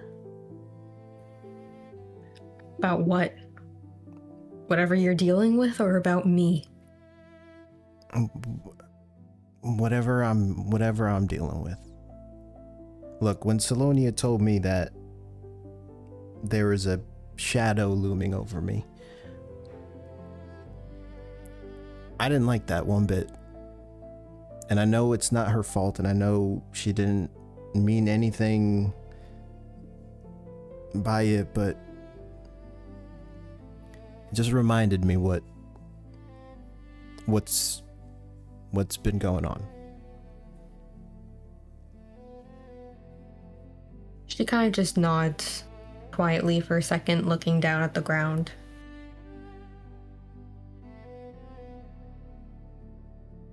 Okay. I can accept that for now, as much as I kind of don't want to. I just hope you don't wait too long to talk about it. And as you say the word too long, you see that he shuts his eyes again. I know. And I swear to the gods I won't. You'll be the first to know. I want you to trust me. I want to trust you. I just want to make sure nothing bad happens to you or your family. That's all. When he says nothing bad happens to you, he sees a sort of rueful smile appear on her face. I appreciate that. I think it would be more accurate to say nothing else bad happens. Yeah. Plenty of things already have. Sorry about that. No. Not for you to apologize for. Happened a long time ago.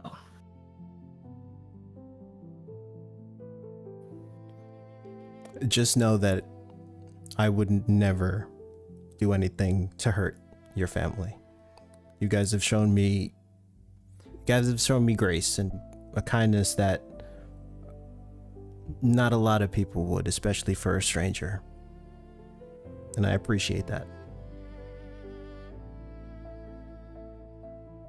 Thank you.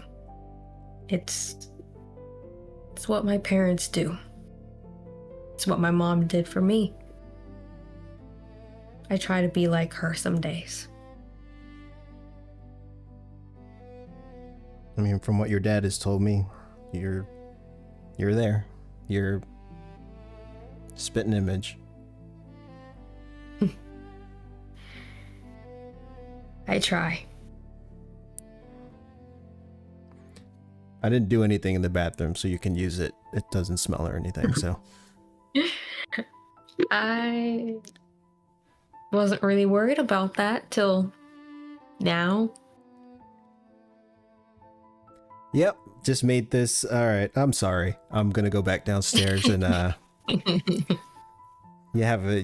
I don't see you, have a good one. All right, take care of yourself. Thank you. If my dad comes in, just tell him I'm up here. Probably just gonna be in my room for a little bit. Will do. Do you want me to tell your friends anything? Just yeah, if they need me, there's no need to not tell them where I am. Okay. Do you want to be left alone, or?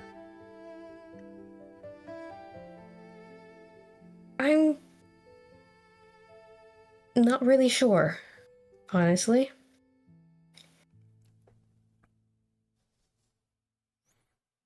I think I just need a second to remember things that have happened since the not so great events. Just need a little bit to remember the good times, I guess. He sort of gives a deep sigh and gives a soft smile, and he nods. All right, well, I'll leave you to it. I'll let them know. Okay. And look, I know I'm not anybody, but if you need anyone to talk to, I'm here. I appreciate that. All right. Same here. Bathroom's good, so all right, bye. Bye. And he walks back downstairs, and as we return to the main area of the forge and the party begins to make their way out, you see Null standing outside.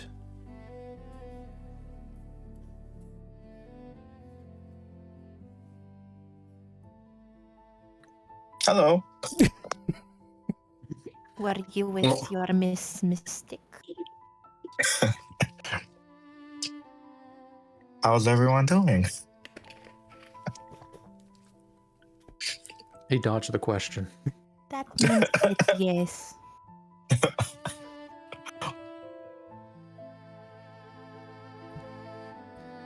Did your mystic tell you where we're going next? Wait, I'm sorry. I feel like I'm lost. Fitting. Yeah. Fitting in Beatrix this is moment. not going to give you any answers. No, the last thing you remember is that Naveen almost got arrested. Yes.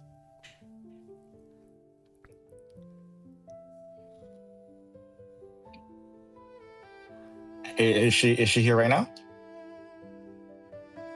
You do not see Yeah, Navina. she's upstairs. Oh, okay.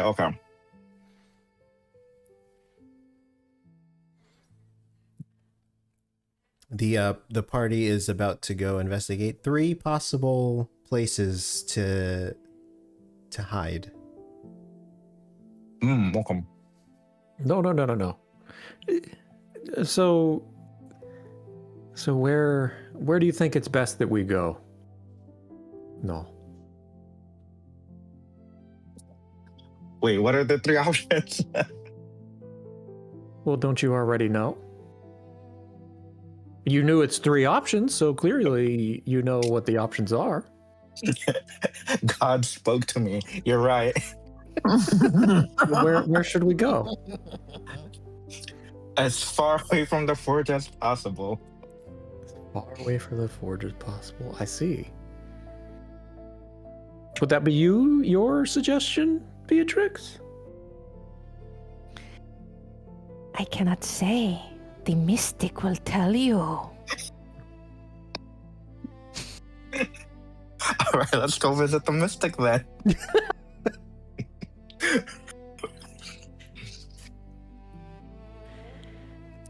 Fourth option. Fine. I believe we are going to the place Bodhi wants us to go, with the boring people in an alleyway. Just first. And then You just say that to rustle my feathers.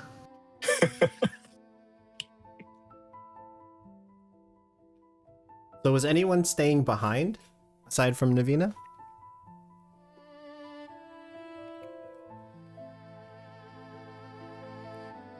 I think Salonia was going to, mostly just because like she doesn't want to leave Navina there alone.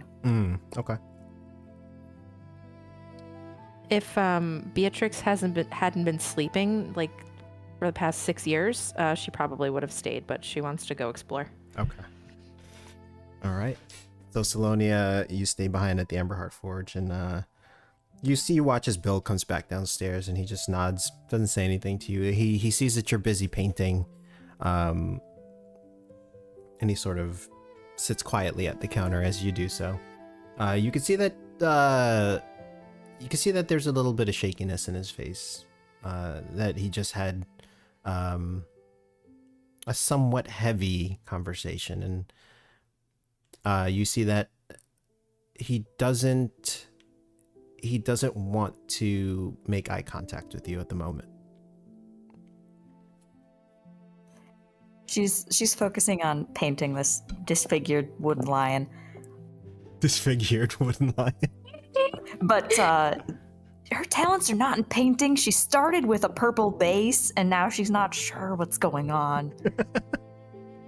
And it looks bad, and she's just kind of looking at the paint and looking at the brushes. And then just looks at Bill and goes, "Is that as bad as I think it is? Do you think it's salvageable?" He's sort of doing like a nod and a head shake at the same time. No, I think it looks just exactly how it's supposed to be in this moment. Purple isn't what I was going for, but I mean, the bottles are labeled. I know, I thought like I was gonna do like a base coat in purple and then put the other colors like on top. like you see fancy painters do. I think it's called like, I don't know, prepping a canvas, but this isn't a canvas and it's not working very well.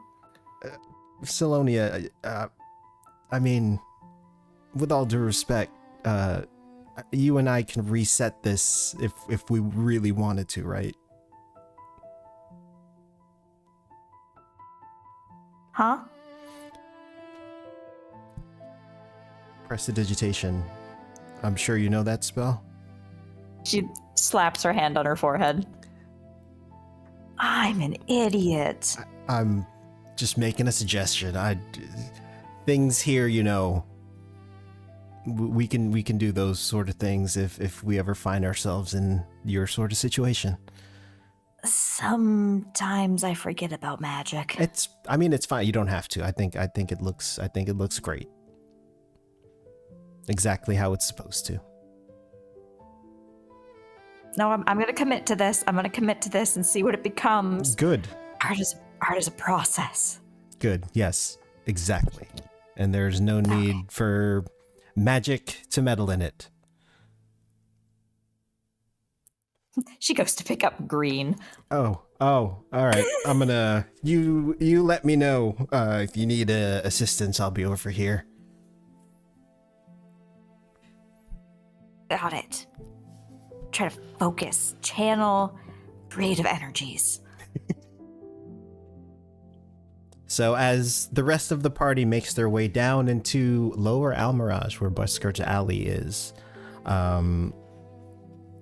Tajir and Null, go ahead and make a perception check, if you would, please. Actually, just Tajir. 90. With advantage.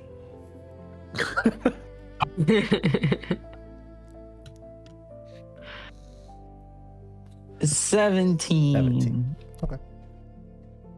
So you make your way through Busker's Alley. It is lively. There is music, there is food, there is painting, there is song, and there is dance. You see children running around with face paint, dragging sparklers, as if New Year's Eve is happening again. Except isolated in this one very long alley.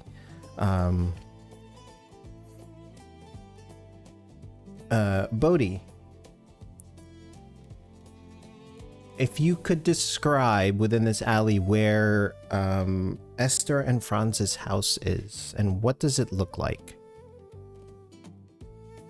Say it's a modest looking home, but you could see the wall, there's like a mural painted on the side of the house that looks, I don't know how to describe it. Like it depicts it's almost like a political message of sorts. One is a revolutionary. Yeah, that's what I'm going for. Okay.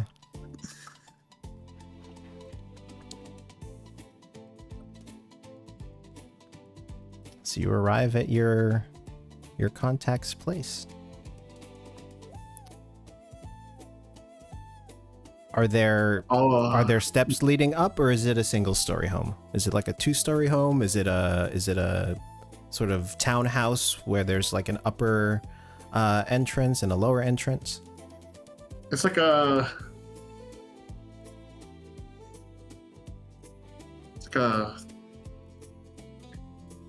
townhouse style, like small place that you would see in Queens. Oh, okay, like a row home. Yeah. Okay.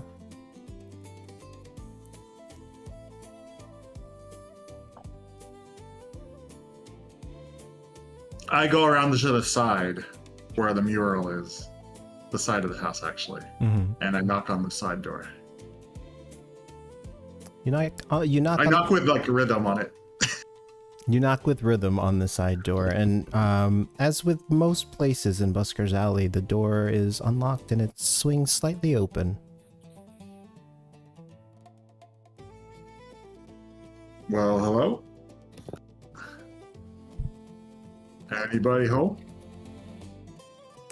Ah, Bodhi! You see Esther as she makes her way around the corner. She is covered in paint. Her clothes looks like she's working on something fresh in the back.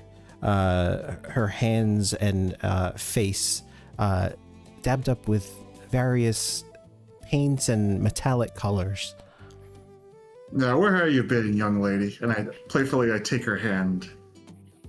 Oh, Bodhi, the charmer. I've been working on a new piece.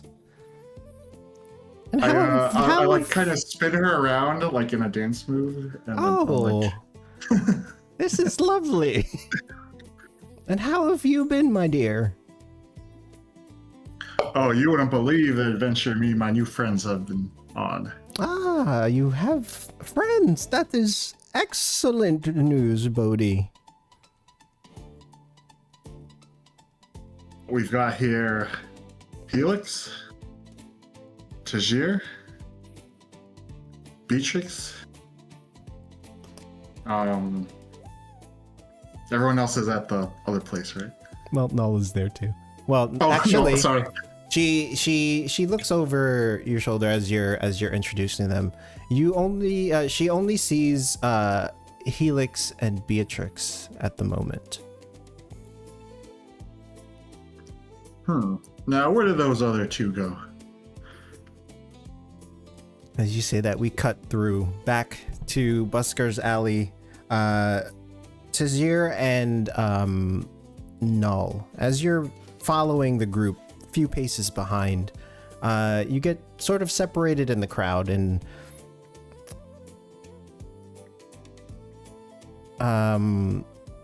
Tazir, someone bumps into you.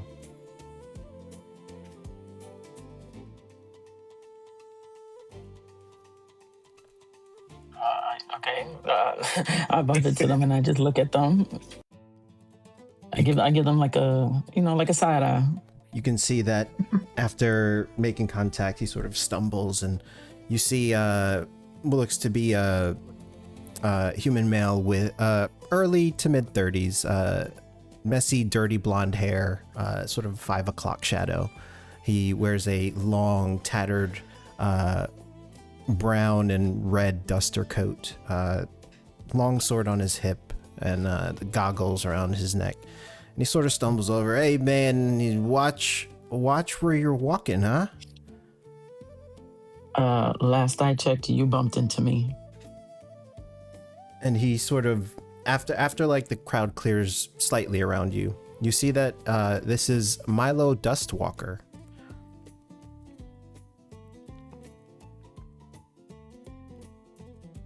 He's a member of the group known as the Steel Spurs, the group you used to run with a while back. Oh, I should have known it was you, Milo. I should have smelt you from a mile away. Tazir? I didn't recognize you with the hat on. How you sure been? with the hat? Not that you're too drunk?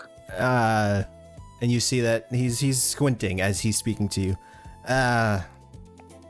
It could be. It could be a little bit of both. What are you doing around these parts, buddy? Been a while.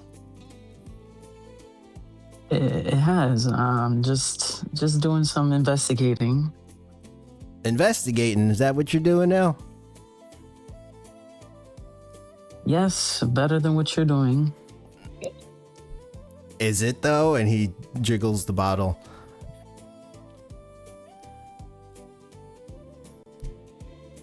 I just turn my head and try to walk away from him. Hey, listen.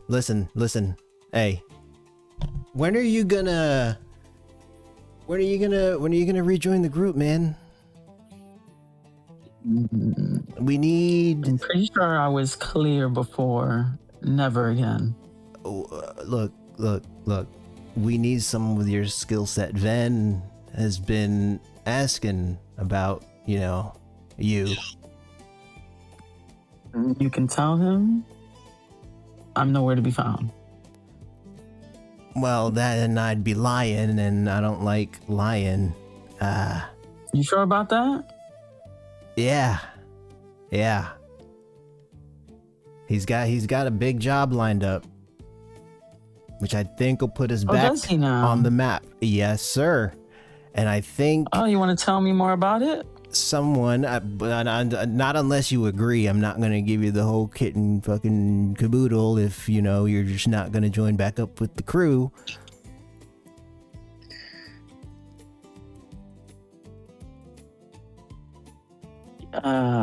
Yeah, it's not gonna happen, but you can give me some details. Maybe I can help you guys out without joining.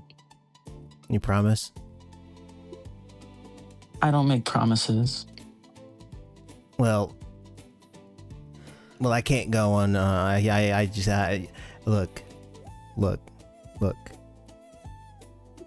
You listening? Unfortunately, can you hurry up? We've got something big, and I think you'd want to be a part of it. It's rare materials that need some retrieval. And I know, and he sort of just eyes your pistols, and I know you've been itching to upgrade those things there for a long time now. You do know that I have someone that could do that for me already. Oh, but does she have access to what I'm putting down? I wouldn't see why she wouldn't. I'm pretty sure she won't. Not these. How about this? How about you have a little meeting and tell me where you're going to be, and I'll consider it when I hear the full story. Hey, well, I will have a meeting.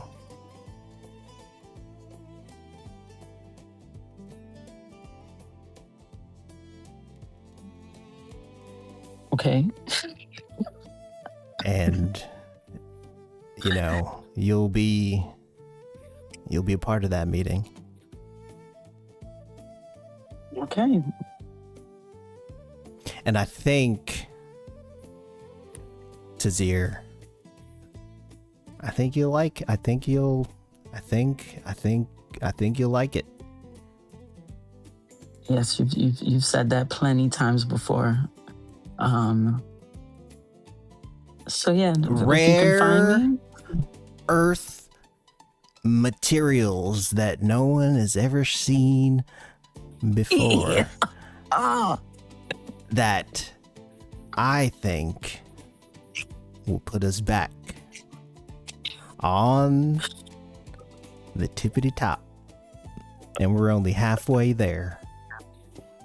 But we're at the top at the same time. I heard you. You want to go to the bar? Come have a drink. Is Snake's Head still open?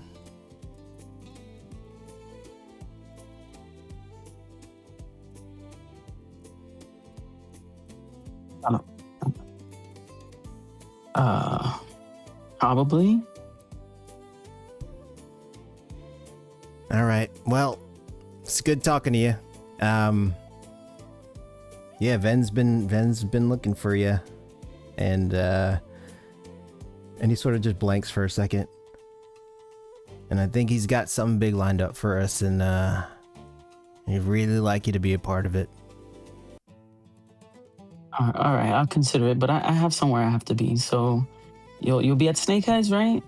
Maybe, maybe not. I don't know where this night is gonna take me. I'm pretty sure you will be. I'm pretty sure you will be. Yeah. Alrighty. All right, buddy. I'll see you around. Big things are happening. Do you remember? Big things. Do you remember? Big things. Big things. Alrighty. All right. And bring your friend. Who's your friend? Who's your friend? You don't need to know. We'll talk later. He sort of stumbles over to you, Null. You always wear that? It's not hard to breathe in that thing? I'm trying to smell you. Oh. And then he pauses for a moment, and then he gets a clearer look at your face, as clear as he can, and you see his eyes go wide for a moment, and he just stumbles back. He falls to the ground, he drops his bottle, and he begins scurrying back. No, what did you do? You're supposed to be, and then he just gets up and starts running. I'm like, what that guy say? And then I chase after him. Say running, you mean stumbling. Wait, what? He as he runs off, you hear him say, you're supposed to be dead. And then as he disappears in the crowd, I turn sharply to Tajir. I'm like, what do your friends say? Why did he say that? What the fuck does that mean? I wish I knew. I'm like, I've never met this guy in my life before. How the hell does he know who I am? I guess that's something we're gonna have to find out. Well, you tell that smelly friend of yours if I ever meet him again, I'm gonna beat the shit out of him for answers. Why don't you just tell him that he's gonna die soon? Isn't that your shtick? If I meet him again. Okay, yeah. And I'll make it happen. Anyway, let's catch up with the others. As you turn around, you bump into another person. All right. Who is it now? You see what looks to be a female water ganassi, sort of teal-scaled skin, wild blue and green hair, and gold eyes, loose with a white shirt, dark trousers, and a weathered vest. This night just keeps getting worse. And where have you been? Around. You couldn't bother to give me a call? Yeah, I've been a little busy. Busy? Have you seen Milo around by any chance? Unfortunately. Can you point me in his direction? Yeah, he went stumbling that way, and I point past Null. You can see that you remember her as Cora Evans, also part of the Steel Spurs, but joined much later. This is also the former flame that you mentioned earlier. Oh God. So yeah, you can run along after him, please. He's a little drunk. He might divulge some details y'all don't want divulged. And what would those details be? Oh, I don't know. Ven and some big score that's gonna put y'all back on the map. You might want to go get him. Yeah, Ven did mention that, and he mentioned your name a couple of times. And why would he be mentioning me? Well, you did run with the Steel Spurs for a while. And I said that I would never go back. For anything? And she sort of just looks at you coyly. No, for nothing. Fine. And she just walks off.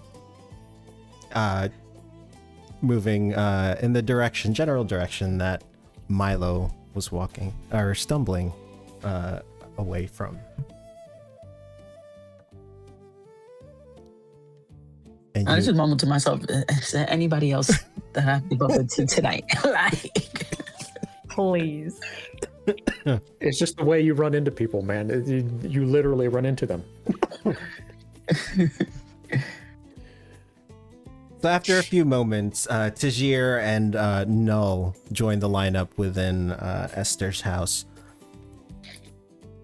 And how can I be of service today, Bodhi? Well, You guys need I was a hoping- group portrait or something? I was What? hoping I could pull a favor. Oh, of course, anything for you, Bodhi.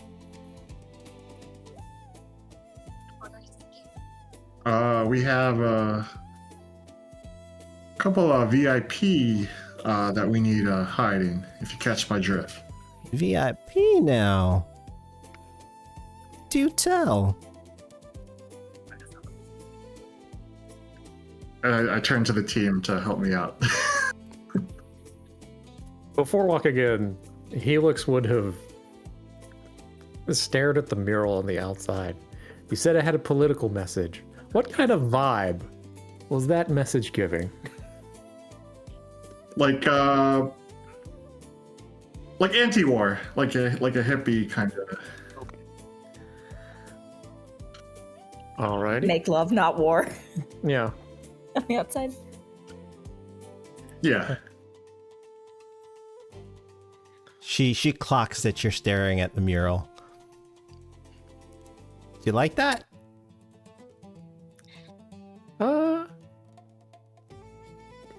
Do I? Let's see. Yeah. Yeah. I mean, I can't disagree with the message it's given. It's painted very well, at a minimum. It depicts the fall of the Sultan sorcerers. Down with tyranny. Would Helix recall this moment? Let me actually consult my lore doc to see how long ago this was. One moment. Pull the timeline up real quick. Yeah. I I mean, if it's taught in, history class, then it would have been loosely taught in history class. Okay, so the fall of the Sultan sorcerers ended about 520 years ago. So you wouldn't have been there for that. That's what I was checking. yeah. Oh, okay. All right. It is what you know from what you remember, and from anyone in Almiraj, from Almiraj, what you would have remembered is the Sultan sorcerers were taken down by what is now today the Calanthir. The Calanthir were once in servitude to the group known as the Sultan sorcerers, which were 6 sorcerers that ruled each of the region of the Reach. They hoarded power. They hoarded magic. They also hoarded what is now known today as Solaris crystals. So they hoarded all that for themselves. And it was the Calanthir who took them down to free the people from their tyranny and distribute magic as you know it to the wider populace of Adria's Reach. All right. So, noting that, he will just kind of admire it. Yeah. I mean, it's a good thing that happened. I happen to be of the opinion that magic is a right, and what they did, that wasn't.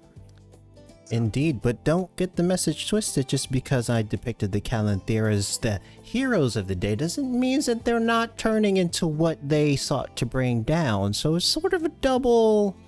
And she sort of just like moves her shoulders up and down. It's sort of like a double meaning, if you get my drift. Oh, I see. And he'll look at this picture to see if what it's trying to say about the Calanthir. There's no clear delineation between Sultan Sorcerer and Calanthir, so it's interchangeable. Okay. So she says, whatever you guys feel that the Calanthere are now, same message applies. Down with tyranny, magic for all. Such I can believe it. But aside from that, he is right. We do have a couple of VIPs that we need to take care of. Do you have any experience in such matters? I've hidden a few revolutionaries in my day.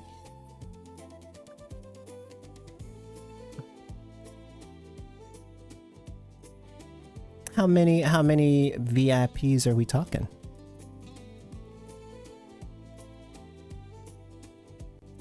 Have you ever had a blind deaf man? Have I had one? Probably not since I was young, but Not what I mean, but I like the way you think. But there is an old man, blind, deaf, right? He's not deaf. He's just blind. Well, I never really spoke to him, but yes, he's old, very old, and blind and confused. I see. Who, being that he is VIP, may I ask, and you don't have to give me all the details, who may this person be that makes him VIP?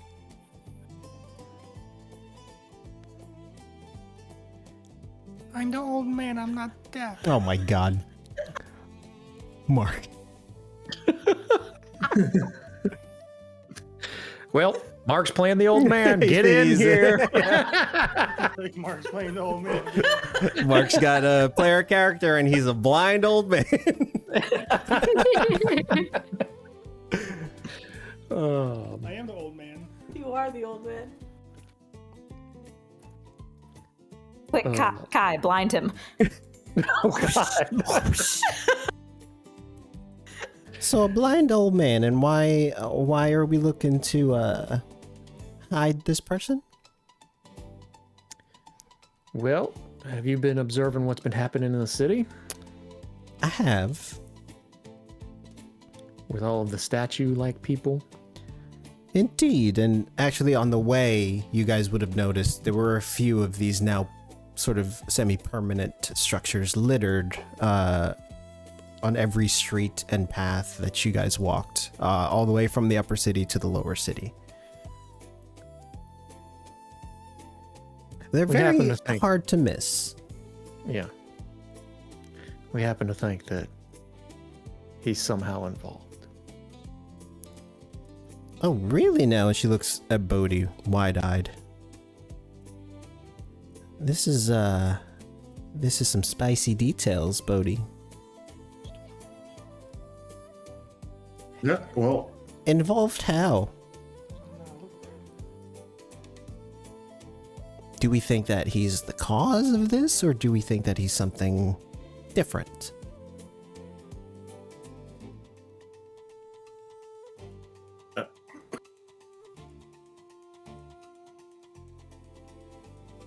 She's looking at you, Bodhi. I look at the group, and as I speak, I'm gauging like whether they agree or not. Well, it's a little too early to tell. We want to try and buy some time before we jump to conclusions. Understood. And I'm also assuming the Calanthere and the Vezarin don't know about him, which is why you came to us. That's correct. How exciting. Of course, Bodhi. Our home is your home. You can take the third floor if you'd like. I knew I could count on you, young lady, and I wink at her. And she just... Bodhi.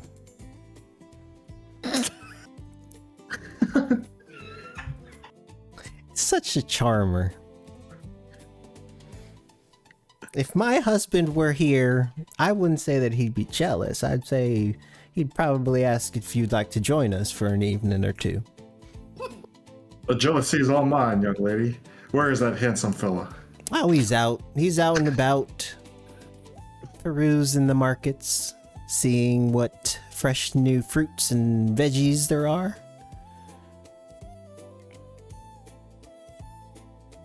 Hasn't gone past that culinary kick, has he? No, he sort of lost a little bit of inspiration from his poetry, and he's looked into art, the culinary arts, to find some inspiration. Good old friends.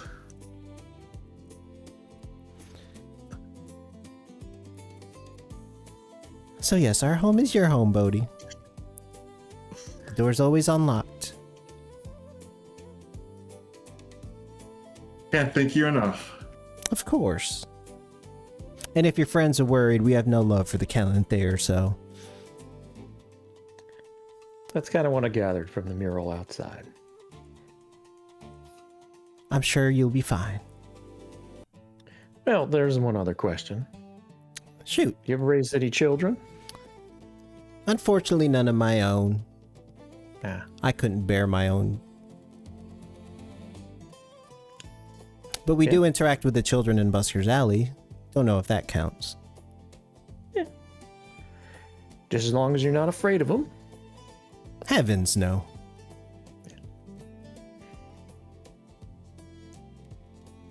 So, I might ask, since you're talking about hiding revolutionaries in the past, what types of things do those individuals need hiding from? Well, some political persecution. Others claiming to be runaways.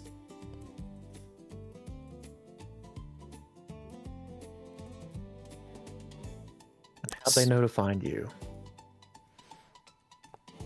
The murals. And we have a web of sorts.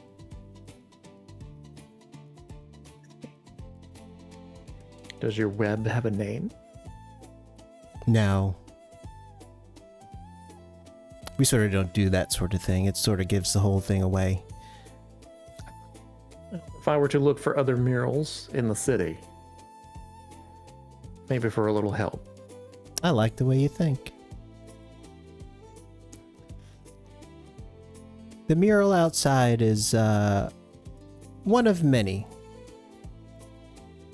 Not all the same, but if you look close enough, you'll see the mark.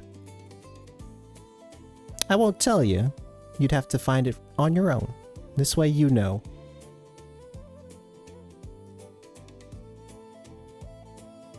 Very well. I'll keep a keen eye. I do enjoy the arts. Excellent. Actually, I think I do recognize you. Well, I've been around for a long time, so... That and you. Not many of you around, so... It's good to see you. Well, thank you. Has this person visited the Institute? Does Helix actually know them? No, you don't recognize them, but you can see that she recognizes you clearly. Okay. Yeah. Well, thanks for visiting the Institute. And of course, I've been around, the city well enough. I don't know if you like hanging out in the gardens or down within the caverns, but haven't been down in the gardens in a while. These old bones don't allow much mobility these days. You can see that she's 75-ish, pushing 80. That's not what old Songbird has seen when I play my tunes. Oh. I've seen those steps of yours. Bodhi, you don't have to flatter me. I know I'm up there in age now, and I ain't got much time left.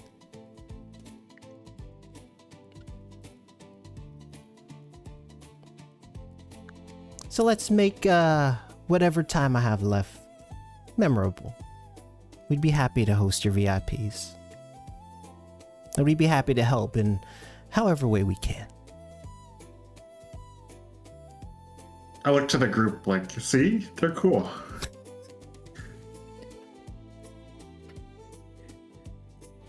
This is definitely, it's an option.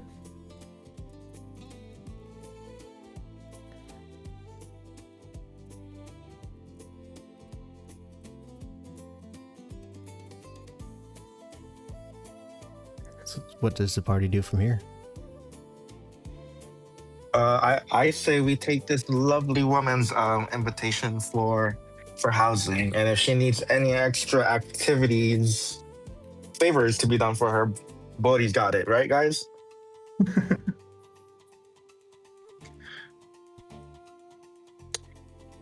Anything for Esther and Franz. I'm just gonna shake my head. Helix will lean over to Jer. I'm just checking. They weren't actually talking about food earlier, right?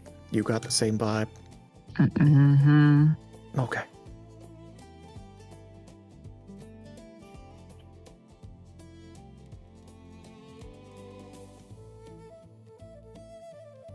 Well then, Where does the party I head? think it was lovely to meet you, but we have other places to visit and VIPs to move. Of course. As I told Bodhi, the door's always open.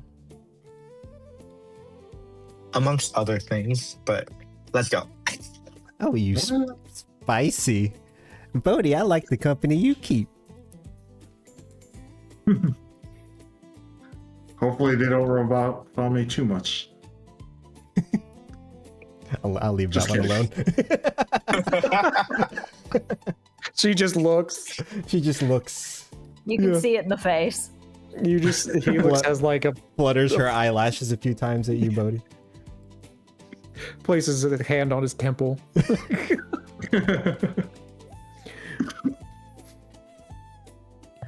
All right. So as you guys exit, where's the party heading next? As we exit, actually, he's gonna examine the mural again and look for if there's any pattern worth noting. All right. Go ahead and make an investigation check, and I would say it's very hard to find.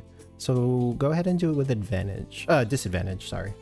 Yeah, I mean, I'm not particularly great at investigations either way. A 19 and a 3 for a 2. 19 and a 3. You take some time to inspect the mural. And it's not about finding it. It's about how long it takes for you to find it with a 2. Before we do that, we'll cut back over to the Emberheart Forge, where the day has slipped away from you, Navina. The sun is beginning to set. The forge remains quiet, and you hear your father. You hear your father's voice as he enters the bottom floor. Salonia, you guys are back. Yeah, we just got back a little bit earlier today. I think Navina's upstairs. She was pretty eager to talk to you. Oh, I was getting a little worried I didn't hear from you guys, and the stone she gave me only lasted a few days, and I figured I'd comb the city just in case I missed her. I didn't know what to expect. Oh, she's fine. She's okay. She's in one piece. Good. Are you okay? Do you want a drink or something? I'm sure Bill's taking care of you. Yeah, I'm fine. You could just go on and talk to Navina. I'm busy here, and she kind of holds up. At this point, there is now like green and black paint in addition to the purple on there. This is getting very psychedelic. he like catches a glimpse of it, and he like recoils a little bit, and then goes upstairs.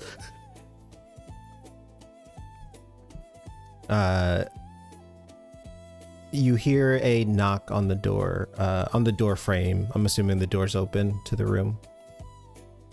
Yeah, it would be open. He sort of knocks. Hey, Hi. everything, you're okay? Physically? Yeah. That's good. Is there something you want to talk about? There is a lot to talk about. Could you maybe shut the door? Just looks around. Of course, and shuts the door, and he walks over and sits at the foot of the bed. What's going on?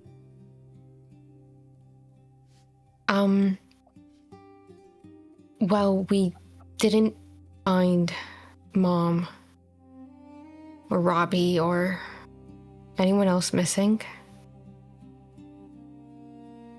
So there's that. Well, And we're not quite sure where to go from here. But I have just a bunch of not great news that I don't really know where to start with.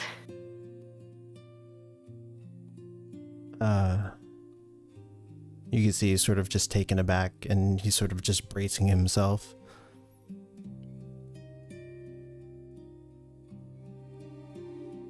No, I wasn't expecting you to find Mom.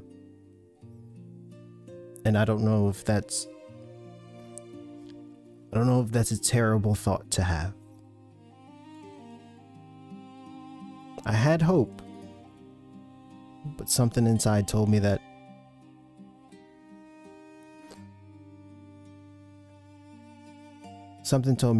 it wasn't going to happen. It's not that I didn't have faith. Do you know what I mean? I do. You're being realistic. And I'm sorry that I didn't use the stones. I wanted to, but I knew if I heard your voice, I would want to just tell you everything I knew at that point, and kind of figured this conversation would be best in person, not over stones. What is it, Navina? What did you find out there?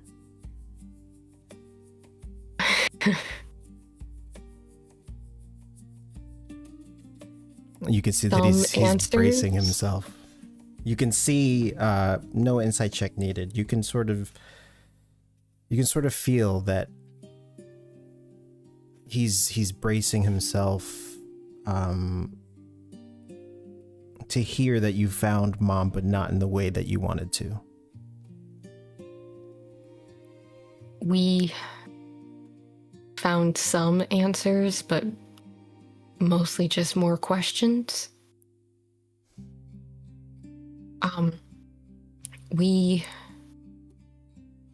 We found a crash site, a ship that had crashed near a Sahari group. There was 2 survivors, and I don't know if you saw them before you came up here, but they're here. They're just in the back room downstairs. One of them is an elderly man. He's blind, and I kind of assumed the worst about him, and I probably shouldn't have, but that we'll get into that later. And a little girl. Just the little girl is... He just narrows his eyes confused at the story that you're weaving in front of him. We didn't find what we were hoping or expecting to find. I still think Mom can be found. She just wasn't there. But you remember your friend Yasar, right? Yeah, good ranger.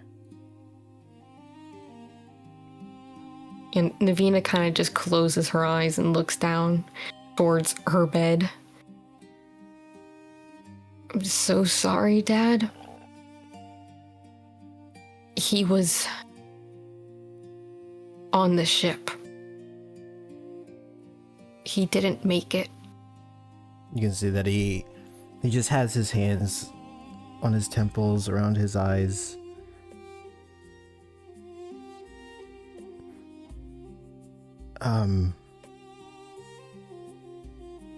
Okay.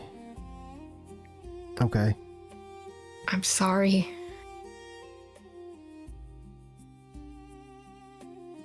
Did he have anything on him? Yep. He had a recording stone that was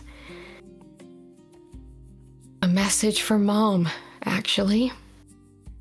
Mentioned her by name.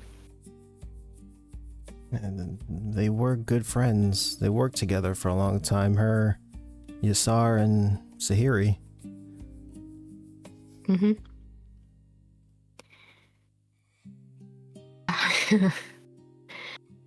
You remember what Mom saved me from, right? Of course. I could never forget something like that.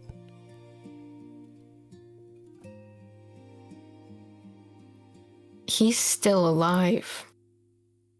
I know that for a fact now. How? And he's made more. What do you mean? Your mom saw him die.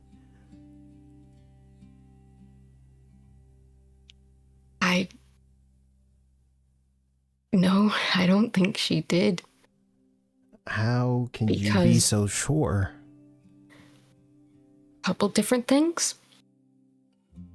The girl, for one, downstairs. She's number 88. And he just sort of leans back. Maybe it's someone else. I don't think it is. But in the message from the recording stones, Yasar was bringing that girl to Mom. Some of the message is corrupted and you can't hear it all. But he said that she wasn't like the others. And that he hoped that Mom could help him. Could help her. Oh, Yasar.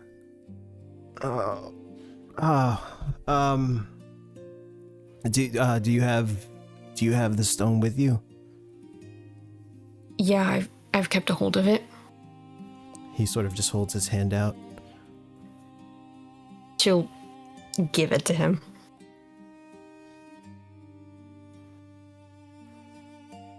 And he just sort of holds it to his forehead.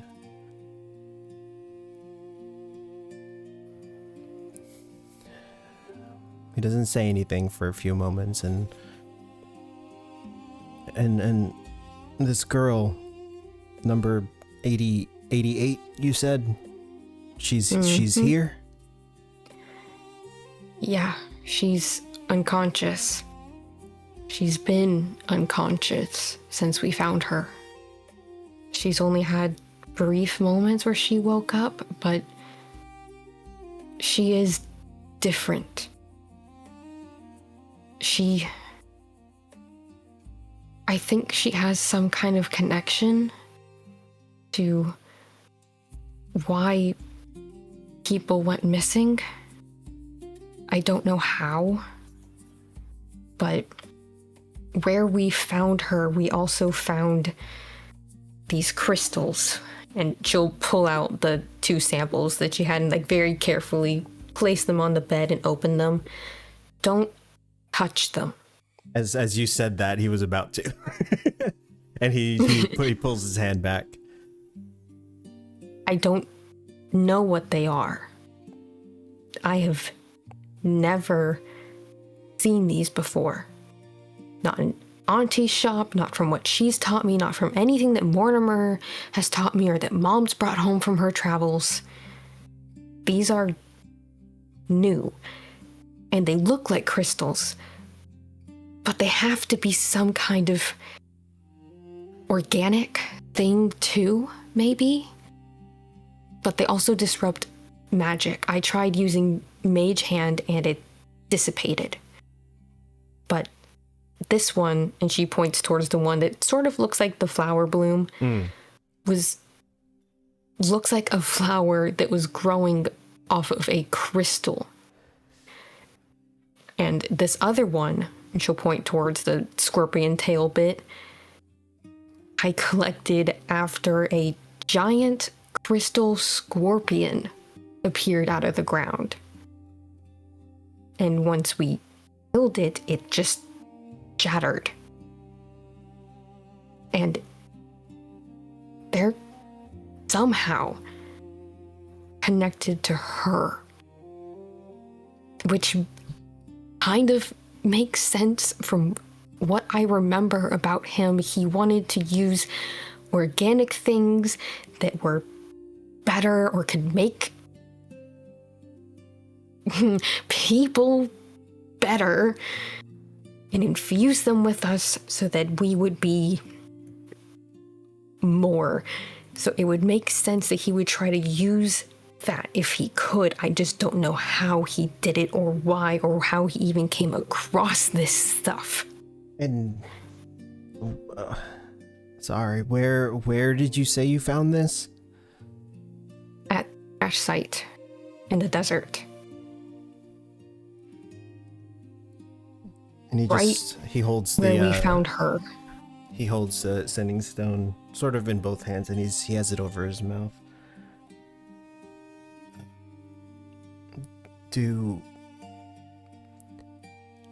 Does anyone know about her or these things? Do the Calanthere know, or do the Vezara know? No, I don't trust them with this. Why not? They would be the people to know what to do with this sort of thing, Navina. Because they have a habit of just rushing in and destroying things. Well, they don't always look for answers. They don't always try to save people. Of course, that's what they do. They only unmake things that make people uncomfortable. Yeah, and she would make them uncomfortable, Dad. She's a kid. Navina, the Calanthere, they're here to make sure things like this don't happen. And if they want to go find him and kill him, I would be happy for it.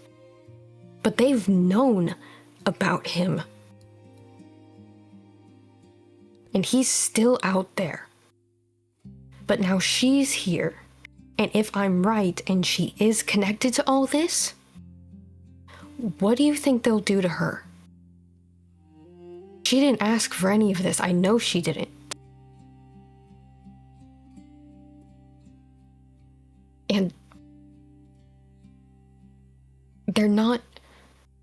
looking for answers right now. Not really. They're just looking to cover things up. You can And they're see being aggressive with it. You can see disbelief in his eyes, and you know your father well enough. He respects the Calanthyr. He doesn't idolize them the way that other citizens of Almiraj idolize them. He respects them as a form of authority, especially for himself, who's not versed in the magical arts in the classical sense. So you can see there's confliction there. What do you mean they've been aggressive about it? I thought you said that they didn't know about her. They don't? Officially? We brought her back in the dune crawler. And we went to the institute first, and that's when we saw them. And our group kind of split a little bit. As Selenia, she got the girl and the old man out of the dune crawler and brought them here. But the rest of us stayed behind to sort of, I guess, distract or answer questions or whatever. And one of them went into the dune crawler. He was a tabaxi? Leonin. Leonin. Large white Leonin.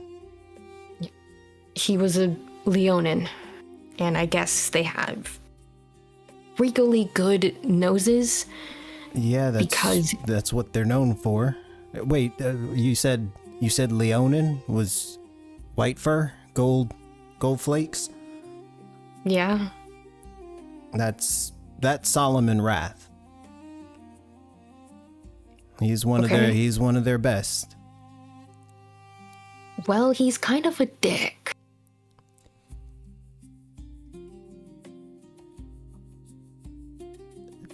Please don't tell me. Don't tell you what? Navina. And he just looks you dead in the eye. Uh-huh. Did you lie to him?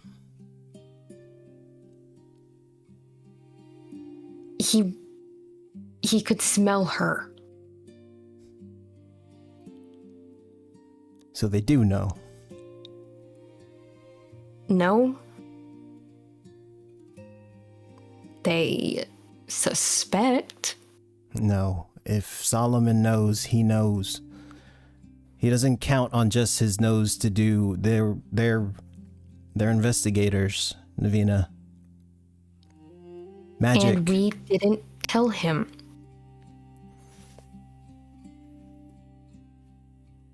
So what happened? He just let you go? Not at first. Eventually, he backed off. When I started asking if they were actually investigating the missing people, if they knew anything about where Mom might be, then he kind of backed off. You can see he gets a little flustered at this story. When I didn't want to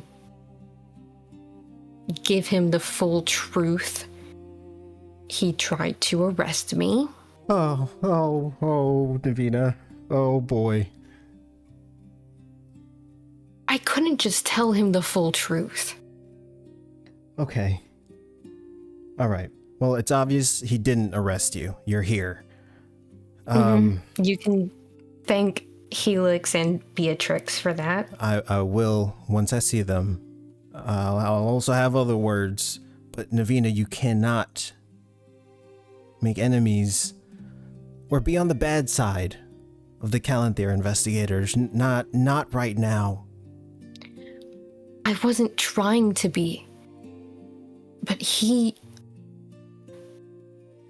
they didn't actually ask us if we found anything useful, if we found the missing people, if there was anything that they actually needed to know to save lives. Well, did they ask you? They asked us why we went to the crash site. That was apparently they knew about it and forbid anyone to go there, but we didn't hear that announcement. So they're pissed off about that, and then wanting to know about the two smells. And that was it. They didn't even ask anything about the people that we brought back to try and give them a proper burial. I think they wanted to hear it from you first, whether you told it to them willingly or not. And look, and he takes a deep breath and he tries to calm his nerves. You can see that he's getting angry. Okay, what matters is you're here, you're safe, you're not in jail. And we have this stone from Yassar. Your mom's not around. The only other person I can think of that can decode whatever's on here is Sahiri.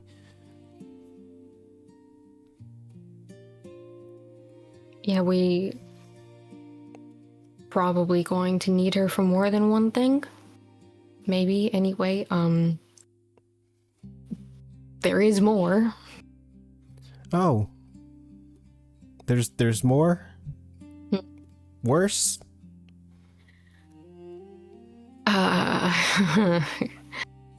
Honestly, I don't really know at this point. On our way to the crash site,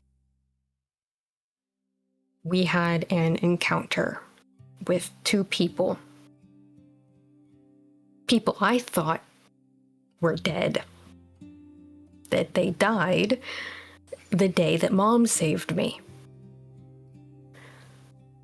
Saw 34 up close.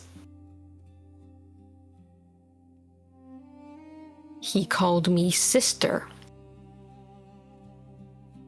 And then said that Master was looking for me. And wanted all of us united. It's him.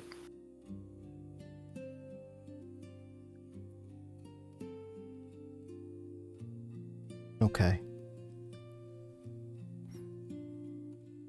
So the Calanthere are looking for you. They're looking for the child. Mm-hmm.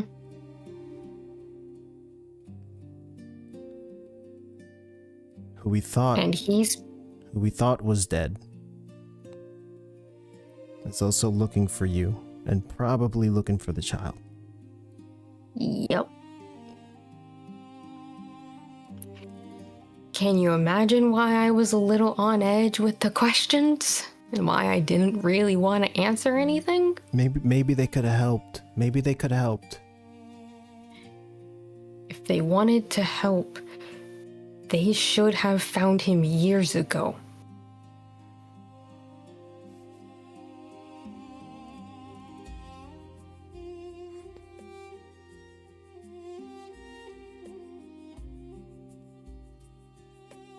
You can see that he wants to say something, but he's fighting himself.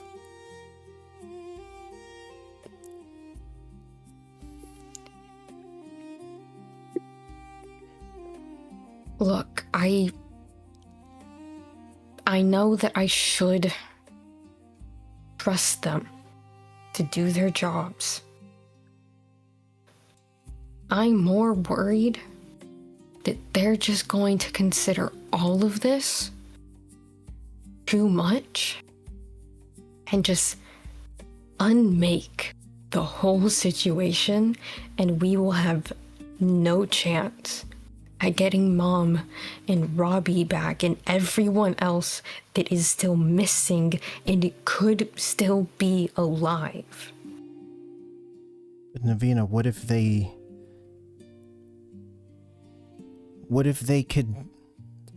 could help? What if they can use her? If what you're saying is true, what if they can use her to get everybody back? That's what the Calanthere do. And that's what I'm worried about too. How would they use her?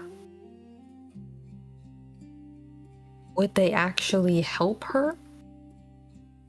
Or would they just use her like a test subject? Like he did? They're not like him, Navina. I really hope you're right. But I want to guarantee that she at least has the chance to wake up and see if we can help her. See if she can actually do it on her own without anyone pressuring her or forcing her or torturing her to do anything. I can't guarantee that with them. I can't, because I won't have any say, any control of those variables.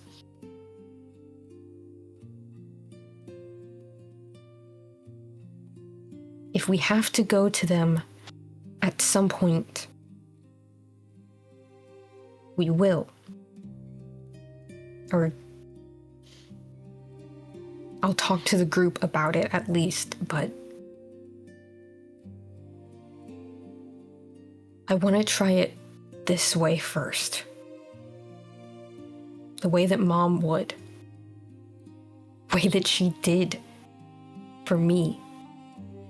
You can see as you say that he smiles, and you can see that his frustration subsides for a moment, and he nods. And he just looks at you kindly.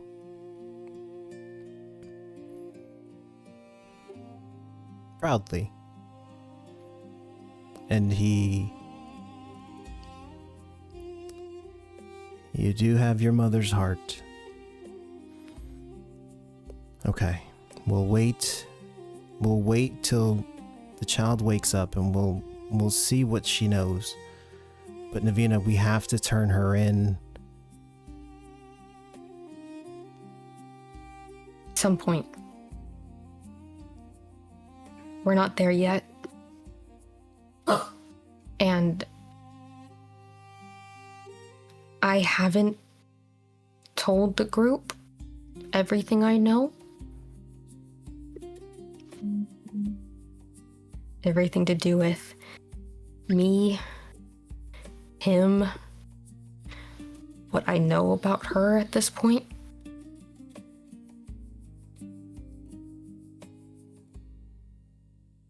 Okay. They probably suspect. They're not stupid. Helix and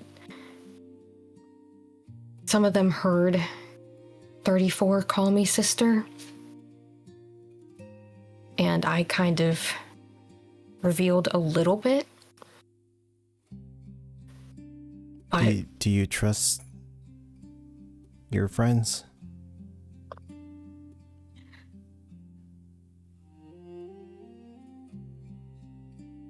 For the most part, I trust them with a lot, but with this, with him, I don't trust anyone but family with that. I don't talk about it with anyone but you and Mom. But they're involved now. He's involved in this. I believe you, Navina. I know. How am I supposed to tell them about this? I know I need to. It's information, and information is valuable, but this?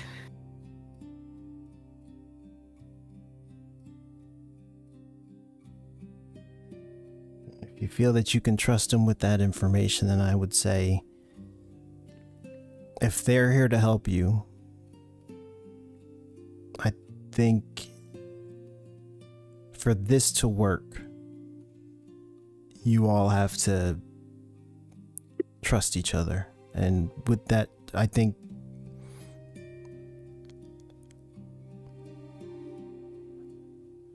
them knowing would help with that trust.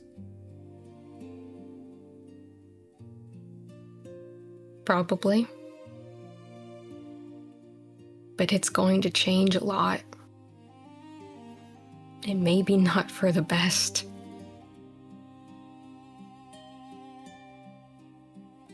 What are you afraid? What are you afraid of what's gonna happen? That they'll stop seeing me? They'll just see some broken little freak?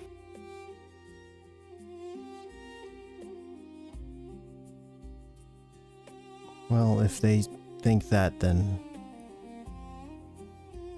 they're not your friends.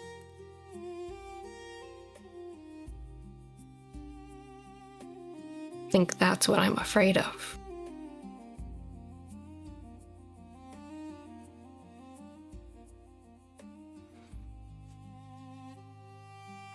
And as you sit there and Orgul ponders what to do with the sending stone, we cut back down to the main floor.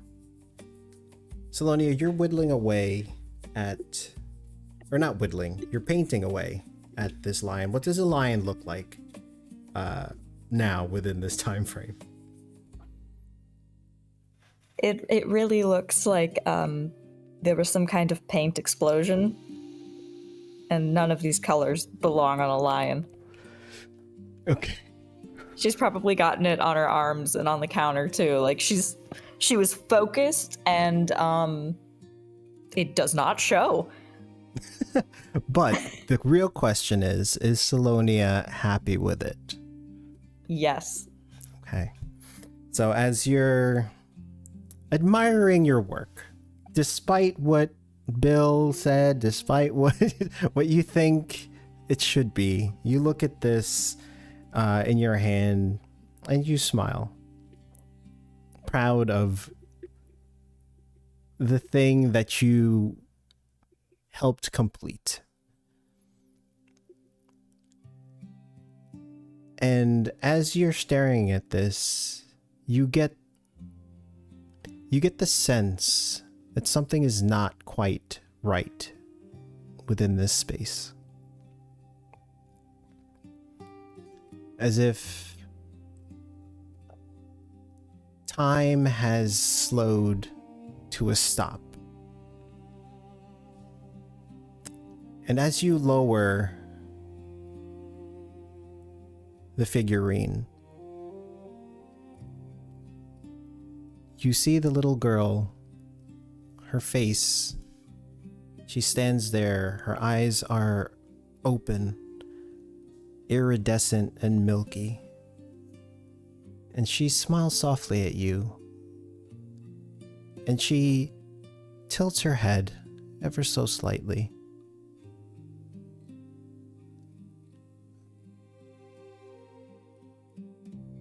Where's Navina? And we'll pick it up there No! next time. Oh god. There's You always- motherfucker. What is it with you and the cliffhangers? Oh, that's what he That's does. It's what That's he just does. cruel. But it's like, oh damn, is the little girl somehow know who Navina is because of the numbers thing, or is it Or is it mom? Lyra? Is it her mom? Is it, yeah. Mm-hmm. Oh, it could be Lyra, yeah. Well, we'll find out next time. Right? Oh.